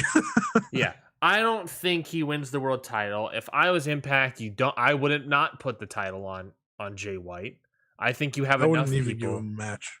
Yeah, I think you have enough people there to put the world title on. You got Josh Alexander. You got W. Morrissey. I think you got. Let me look back at the roster. Who would be my third person on that list? I mean, now that he's heel, maybe Matt Cardona. He should win the NWA World title. That's a proven draw. Is heel Matt Cardona. I saw that he had the title in some picture, and I was like, you know what? Why not? Yeah. Can't be worse. It can't be worse for NWA. Good for Cardona though, huh? Yeah. Doing good work as a heel. But I think the Impact roster is good enough that they can.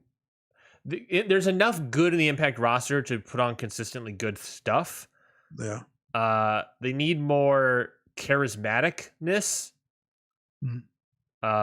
And they don't really have a lot of that. They have good wrestlers, they have decent wrestlers, they have some bad wrestlers, but there's not enough stuff that's like making waves. And I feel like Matt Cardona could make waves.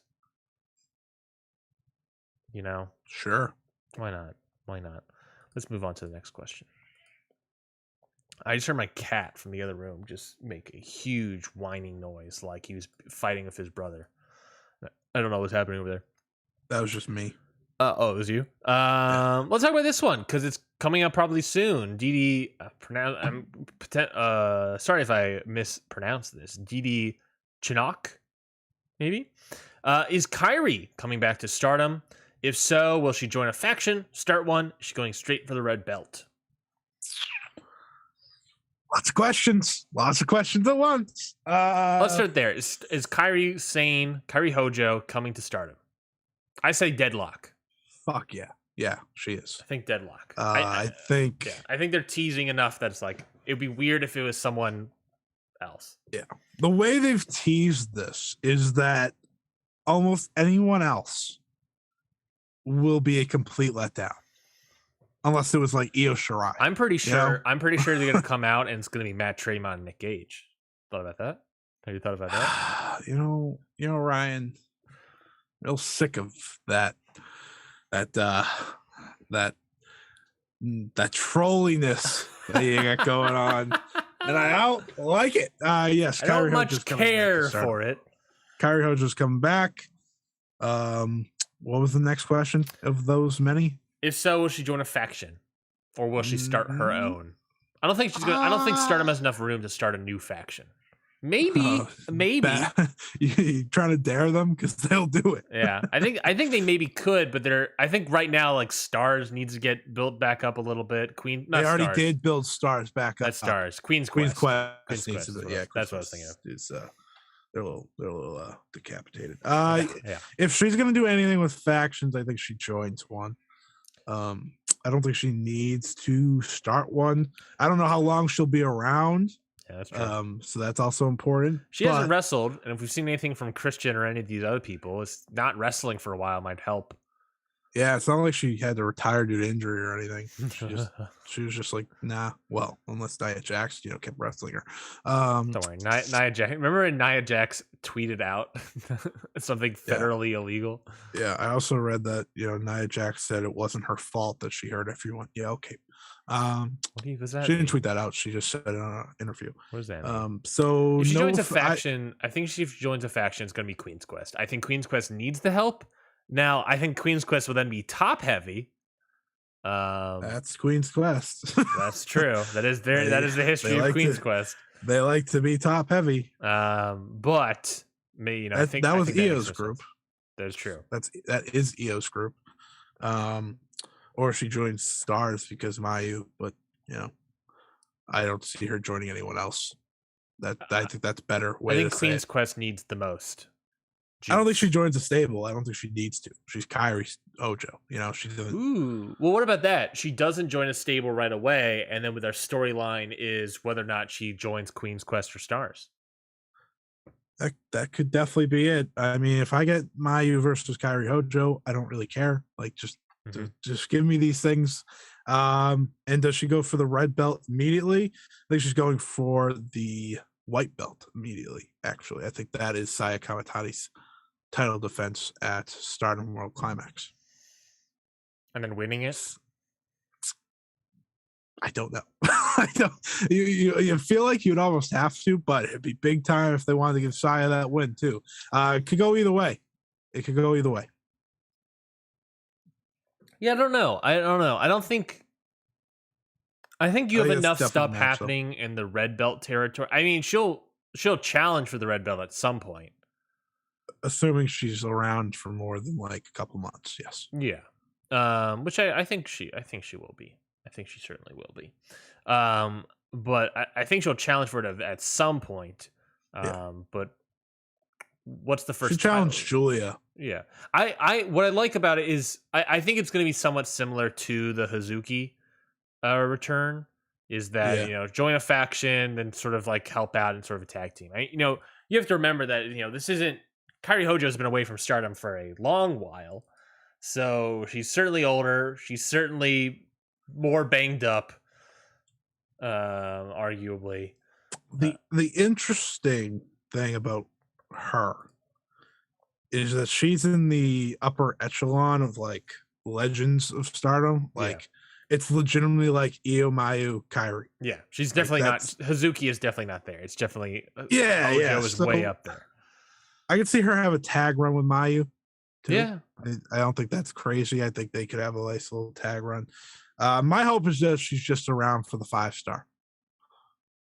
Yeah, that's all I'm asking for, because I think by then she'd definitely be ready to go. Like that would be full on Kairi Hojo. Because asking for her to be Kairi right off the bat after not wrestling for a while and then wrestling in WWE last, it's going to take a little bit, but it's exciting nonetheless. Yeah, and I think you like I said, you also have to remember Kairi Sane is 33 now. She hasn't been in Stardom since 2017. That's 5 years ago. Yeah, it's been a long time. I don't think she's gonna win the red belt. She is at legend status that you said, but I don't necessarily think. I think she's gonna just put over talent. Really, I would definitely not have her win the red belt. Yeah, I think the white belt to put over talent and good defenses, I think is possible, and then put over someone ultimately. The red belt's clogged. Like we're supposed to already be on the Julia reign, and we're not. That's the other thing. That's the thing. Do you want her going after the red belt? People are still touting Julia's. People are still touting Momo. Now I've heard people start touting Starlight. I've been touting Starlight for the white belt first. I agree. I think the white belt's a good spot for Starlight right now. But she is going to be a very big star. I've been saying that week after week. I mean, they're doing all these fan votes, right? Yeah. And she is finishing top 10 in all of them, in all of Japan, like all promotions. And she is in the top 5 for Stardom talent every time, top 3. Yeah. So like they're just going to push her to the moon. Yeah. Understandably so. She's very good too. It's not like she's bad. I agree. All right. I should while you're talking, I should have prepped the next question. At a dumb millennial tweets or asks, what does AEW and WWE need to do to be good? That's Savvy. I know exactly who asked that. We'll start I think there. AEW is pretty good. Let's start there. What does AEW need to do to be good? I'll take this as what does AEW need to do to be better. I think that's better. Because I agree. I think they're good now. Yeah. Women's division. I think that they're starting to get better with it. I was going to say, I think the women's division's gotten way more improved. I think. Well, yeah. I mean, if you look back 6 months ago, it was, yeah. So definitely improving. I think everything needs to improve. I think you need to keep working with the flow that you were working with, even 2 months ago, of just cool wrestling matches, nothing too crazy. I don't think they've gotten there. Just keep with the flow. Keep using your relationships too. I think that adds a certain surprise dynamic. It doesn't always have to be you're signing people. I think the Forbidden Door is a legitimate thing you should use more. When you can, of course. But I mean, Jay White's in the United States at all times. Just saying, he's in the U.S. at all times. But just keep going. Don't change anything too much. Keep pushing the women's division. Maybe, I know people make the joke of 2 women's matches on a Dynamite show. You can always do that, but I think they're doing a lot of good. So just stick with it and keep believing in your stars. I think that's why AEW is so enjoyable. I think I agree. I think what they're doing is good. So kind of just keep doing what you're doing. I think they've been building up the tag teams, building up the women's division. I think they've been doing a good job there. I honestly feel like I would love to just stop signing people. Yeah. And it's a weird thing to say because if they're available and they're a good talent, you bring it in. I want Keith Lee in. I want Swerve in. I want, Tony Storm in eventually, right? There's all these talents coming in. But with every new talent that comes in, there's one more talent that gets less TV time. There's one less person that gets TV time. And I feel like, these are exciting pops, these are exciting candies, but the sugar runs out and, I want to get something good. They're doing a good job of these people come in and we're putting them over, whatnot. But I think we need to bring in, we need to start holding off on signing new people and start developing what we have continuously more and shining more focus on them. We're doing it still, but I just would like to see a little more. I would talk about my one thing about the women's division, I've talked about it before in the show, is you need to bring in a woman, not just Serena D, but another person that is a ring general type of person. I don't know if they out there. But there's not a lot. I think Athena is kind of not as much as Deeb. Closest. I think she'd be the closest. Tony Storm. She's more of like a star type. Yeah, she's a star. That makes sense. Nixon. I don't think I've seen enough to make a judgment call. Mia Yim. No, I don't think so.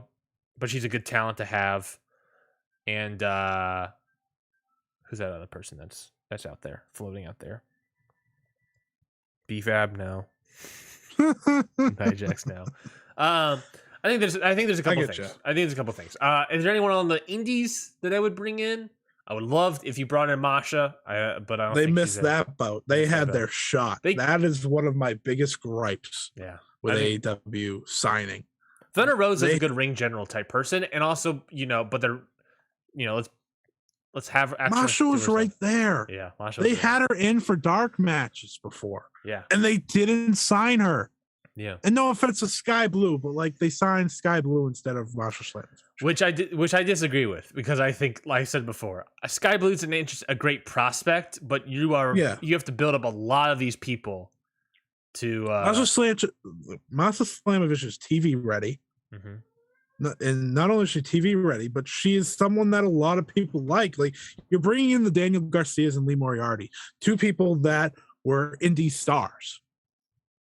Okay, well, if we were to name a third from last year, Masha Slamovich probably is the answer. Yeah, and they didn't sign her. They let Impact sign her, which Impact needed somebody. I think that's a good move for Impact, but I think Masha would have been a good move.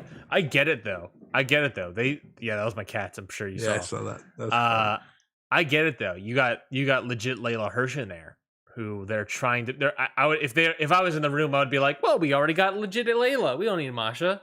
But I think you bring in Masha and make them a tag team. Who cares? I think they're different people too. I also think they're different people. Good for legit Layla Hirsch though. Happy she's getting her chance to do something. Is there anyone on the indies that you would sign that you think could help make AEW better? I think there's one person you and I can both agree upon. I don't know. They sign everybody. There's one person that I think is about to have a big breakout year this year, and I think you know who it is. Alec Price? Yeah, baby. Alec Price. Yeah, he's so good. I think he has all the potential in the world next year. Boston's own Alec Price, baby. He's really good. He is. He would be a pillar type of person to me. Yeah, he would be like. It's funny because they're all young, but he'd be like, you know how they have like the young Avengers. Yeah. He'd be like the young pillar, like they're not the pillars yet, but they're ready. They're the next stage. He's awesome. He's really good. He is someone I would pick up in the heart. You should have signed both Beyond Aces. Come on. Yeah. Masha Slamovich, Alec Price. That's how you make AEW better. Those two alone. Yeah, WWE better. You blow it up and you see what's left besides Brock Lesnar. You hire back Shane McMahon. That's what you do. What I think the tough part about that answer about what do you do to make WWE better? Everything. I don't know, man. There's a lot of issues, I think, of WWE. You use the talent that you have. That would be like you use the talent you have every day. That'd probably be a good start. Build you stars, stop releasing people. Build stars properly. Yeah. You build stars by having them win. That's a good start, right? Here's the like thing. having people win. Like Big E, big example. Oh, we're building a star, but he beats Bobby Lashley in a Money in the Bank after Bobby Lashley wrestled, so he's protected. Then he has he loses matches left and right. Big E wins his title matches, of course, and then eventually loses the title at day one, gets pinned by Brock, and then just becomes a dude. Gets traded. Now he's part of a tag team. Bianca Belair, big star, right? We build a big star, and then when the real star returns, Bianca Belair gets squashed and back down to the mid card. They make them nerds. Yeah. When the big star comes in, who cares? And that's the thing, is that we don't know what their metric is, right? What the hell is their metric on stardom? Not the promotion, but the concept. It's basically what WWE needs to do is it's a systemic issue, and I don't know, man. It's a systemic issue that you need new upper management ultimately. But here's where my excitement is. In 5 years, when they can't keep going back to these same people, what are they going to look like? Because they're not going to have stars built. Well, that's the question, and we're starting to get it back. We're going back to your edges. We're seeing it big time this year. We're going to Edge. We're going to Beth Phoenix, and they're not drawing. Rock, Ronda. Rock is going to go back, but The Rock is already super old, man. They're going back to Ronda already. To be fair, any company should go to The Rock. I want to put you bring in The Rock. That's an obvious move, right? And I think I kind of hate the complaint of Brock Lesnar, like that's still going on. Like, listen, people. Rock is 49 years old, by the way. Like, listen, that's crazy. But listen, people. Brock Lesnar, right? He is a once in a lifetime guy. Yeah. And if he's willing to play ball for you, you keep using him in the highest stakes. Like anyone would do it. If AEW had Brock Lesnar, I promise you he would be doing a lot of work, a lot of main event stuff. He wouldn't be in the mid card wrestling. He wouldn't be wrestling Lance Archer in the mid card at AEW All Out. Let me tell you, he would be as close to the main event as possible, fighting one of the top talents. Maybe not always for the title, and I think that gripe is fair. Yeah. But how do you fix AEW? I mean, how do you fix WWE? A lot. You build stars, though. I think that's the easiest way to sum it up without having to go on a ramble for the next 40 minutes. I think it is, but ultimately it's a systemic issue because the guy that deems what stars are doesn't know how to build up stars anymore, right? Correct. And that's part of the issue. Everyone that becomes a star at this point is on accident. It's not planned. Yep. Daniel Bryan on accident. Becky Lynch on accident. But then we All capitalize these people on that he it. didn't want. Yeah, they just the cream rises to the top. But sometimes they need a new process. Yeah, sometimes the cream gets held down by some metaphor. Let's do one more question. Let's close this out, huh? Yeah. Okay. What's something that's somewhat different?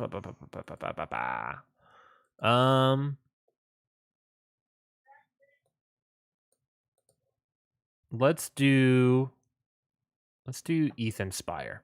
Ethan Spire asks, what do you think a realistic ceiling is for Ruaka in her current form? It feels like she hasn't moved up after dropping the future belt the way Unagi did.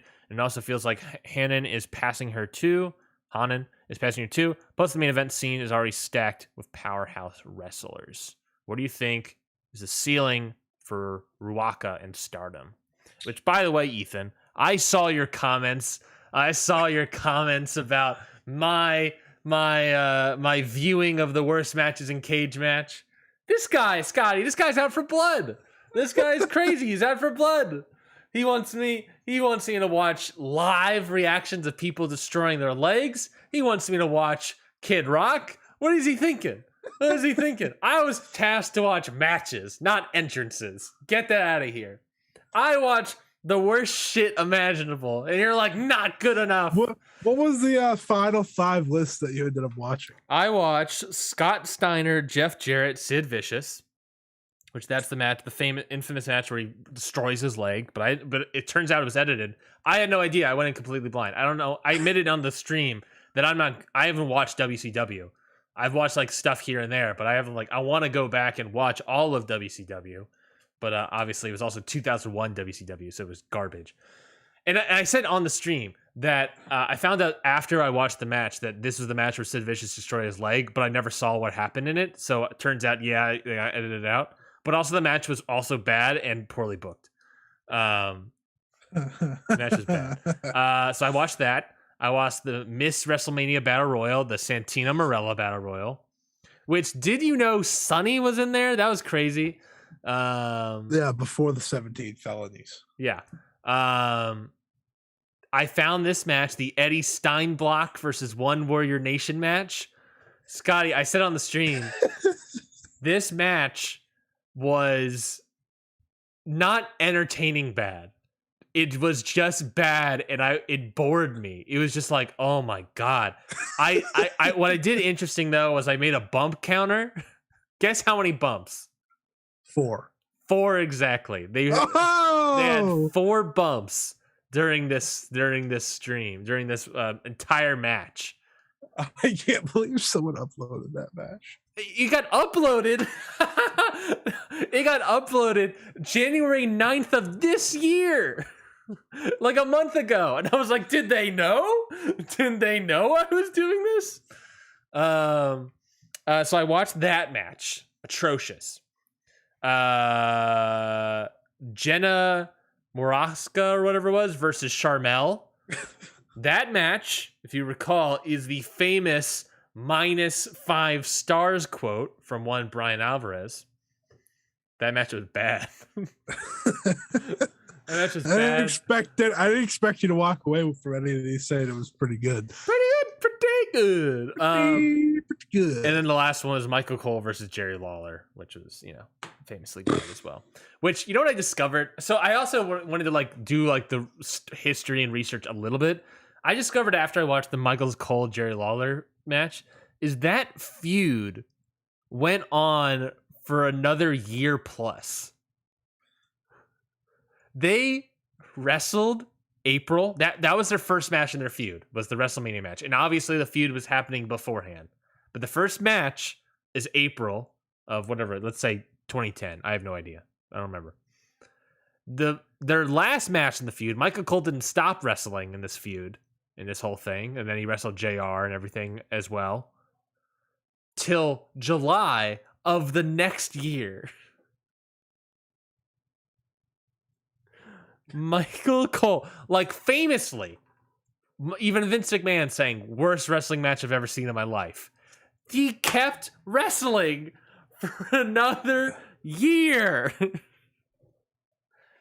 If that doesn't sum up WWE, I don't know what will. That was bad. Let's keep doing it for another year. Let me ask you. Did you walk away from this with any of them being the worst match you've ever seen officially? I rated 3 of them 0 stars. So yes.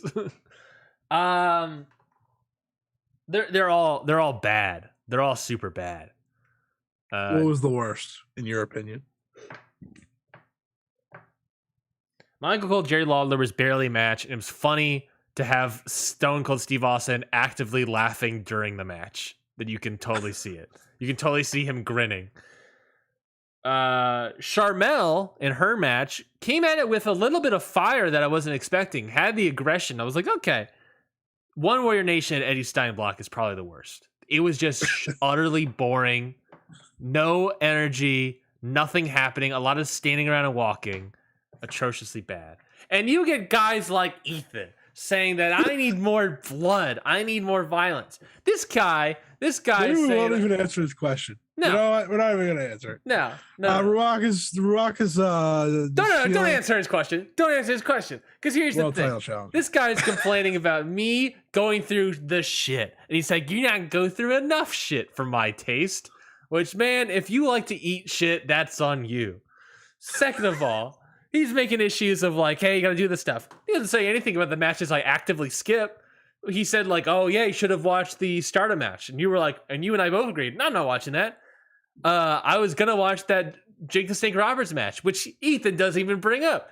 That's the match where he comes out super drunk and is super sad to watch. Doesn't complain about that. Does he want blood? No, he wants blood, but doesn't want sadness. Well, I don't give a shit, man. I'm not making us sad. The stream was meant to be entertaining at the very least. I'm not going to out here and watch a man at the lowest point in his life, either Sid Vicious or Jake the Snake Roberts or the Stardom match, the lowest point of life. I'm not out here to watch that. I'm here to be in the lowest point of my life, watching 5 of the worst matches of all time. So don't come at me, Ethan, and tell me what's the ceiling for Ruaka. I'm so happy you lost. If it matters, right? By the way, Ethan, world title challenger in 5 years.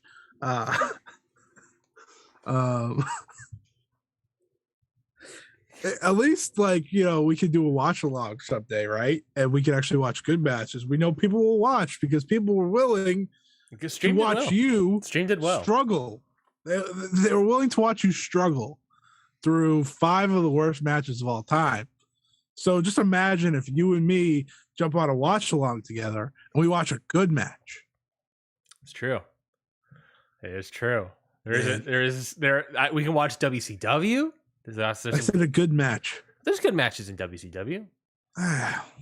What a random promotion to just shout out there for. Oh yeah.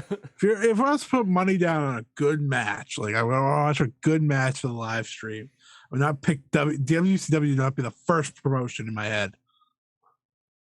That's true. I did see one of the things that surprised me when I was looking at the match guide for Cage Match. I was looking at it and I was like, oh, what's the top 5? We're not watching the top 5 matches on here. And I was like, what are the top 5? Like an hour each. That's probably true. So number 1 is Kobayashi versus Misawa. Creative. Number 2, Shibata versus Okada. I was actually very surprised that this was number 2, by the way. Big time. Number 3, Kawada and Tao versus Kobayashi and Misawa from All Japan. Kobashi. God. Okada versus Omega 1. And then number 5 was Kobayashi and Kikuchi versus Danny Crockett and Doug Furnas, whatever. Kobashi. God. Okada. God. Come on, people. There's other wrestlers out there that had great matches. Come on. God damn. Don't get me wrong. Been watching some Kenta Kobashi matches over the past week. He's amazing. I'm not going to lie. He's already got 2 5-stars out of me. I'm not going to lie. But come on. What a weird way to end the show is Scotty burying. Not only did Scotty bury Ric Flair at the beginning of the show, but now he's burying Misawa. Ric Flair's actually Kobayashi. Bad, so Ric Flair's actually bad. Like Kobashi's the bad. Back it up. I don't see Ric Flair anywhere on this list. Yeah, you know why I don't see Ric Flair anywhere on this list? He had the same fucking match 5,000 times. It drew, man. It drew. There's no denying a draw. You know what also drew? A little child on their fucking paper and with crayons. That's what also drew. Oh, okay. God. I don't know if people are buying tickets to go see that. What are the 5 single matches? I'm not counting tags here. What do you think I am? We're talking singles here. Kobayashi, Misawa, Shibata Okada, Okada Omega, Misawa Kawada, Tanahashi Okada. Okada. Let's see. It's almost like this guy was good or something. Ric Flair is number 85th on the list versus Steamboat. Loser. Ric Flair Steamboat at Chi-Town Rumble. People call him the greatest of all time. Yeah, greatest of all time at being mid. You know what's higher? Oh! You know what's higher than that match? Tyler Bate versus Walter. Good match. Ryan doesn't like Walter versus Tyler Bate, everybody. You just heard it here first. That's not what I said. You just heard it here first. You know what's higher? Not Jay White versus Kota Ibushi. Bubba Ray and Devon versus Christian and Edge versus Jeff and Matt Hardy. Yeah, TLC, baby. You know what's higher than Ric Flair versus Steamboat? What? Dante Fox versus Killshot. Lucha Underground. From Lucha Underground? Hell of War. Well, that was a really good match, honestly. That's a really, really good match. You know what also is above Ric Flair? I thought you were gonna keep going, giving me like some of these most random matches possible. Let's see. Kushida versus Kyle O'Reilly. It's a good match. At the watched that recently. Yeah. Anything else shocking? Nothing else that's really popping off the page here. There's a lot of Omega, Ibushi, Okada. A lot. Okada. Try to say Okada 5 times fast. Okada. Okada. Dude, what is this show? I don't know. We're done. What was your match of the week? Oh, shit. We gotta do that.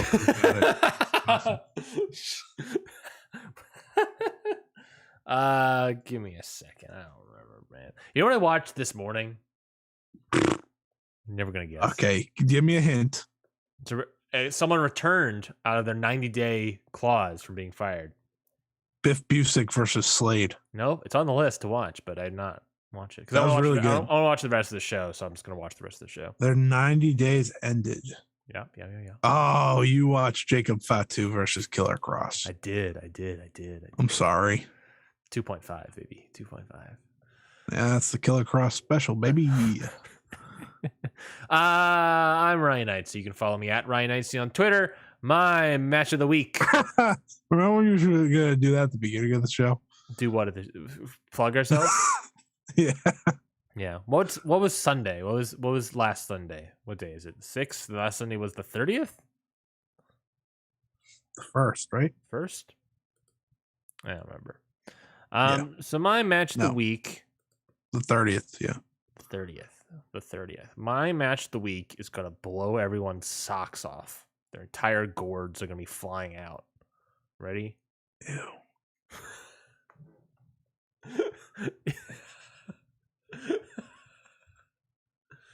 Say it. My match of the week is Braun Breaker and Tommaso Ciampa versus Joaquin Wilde and Raul Mendoza. Oh, okay. Interesting. That's random, but fair enough. That's a pretty good match. Pretty good. I think that more says about my thoughts on other matches that happened this week. Yeah, we never got into that because I know you did not like it as much as everyone else did. Which one? Punk and MJF. Yeah, I wasn't too into. How do you know that? Which is my match of the week. How do you know I didn't like it as much as most people? I don't think I tweeted about because it. you didn't tweet about it. I did not tweet about it. Why wasn't I? I didn't watch the show live, so I didn't tweet about anything. I think. Oh, fair enough.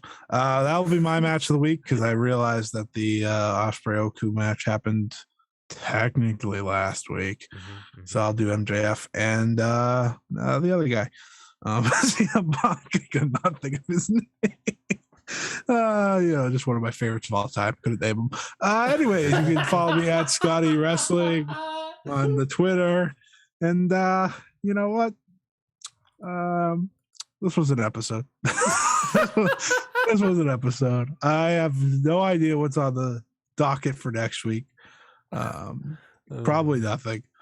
We're probably preview Impact No Surrender. So that's awesome.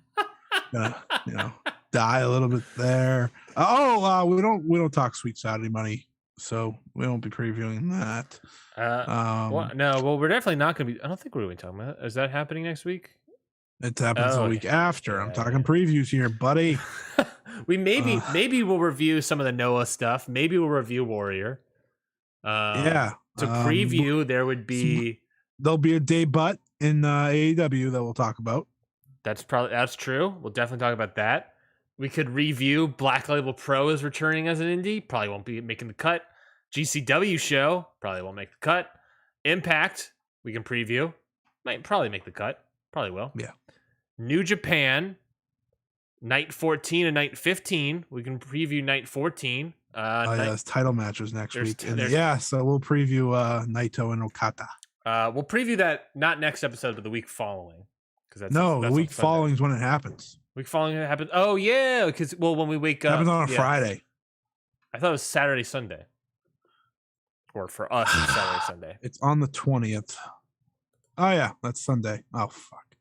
Well, it would happen in the morning. It would happen first thing in the morning. So I will wake up. I will wake up special that day and make sure I watch it before. We can preview IWGP Junior Heavyweight Tag, U.S. title. Oh man, we didn't preview Master Wato challenging El Desperado this week. Ooh, dang! No. Oh no, we're not going to talk about it all. Saudi show, fuck that. Fuck that shit. Goldberg's back.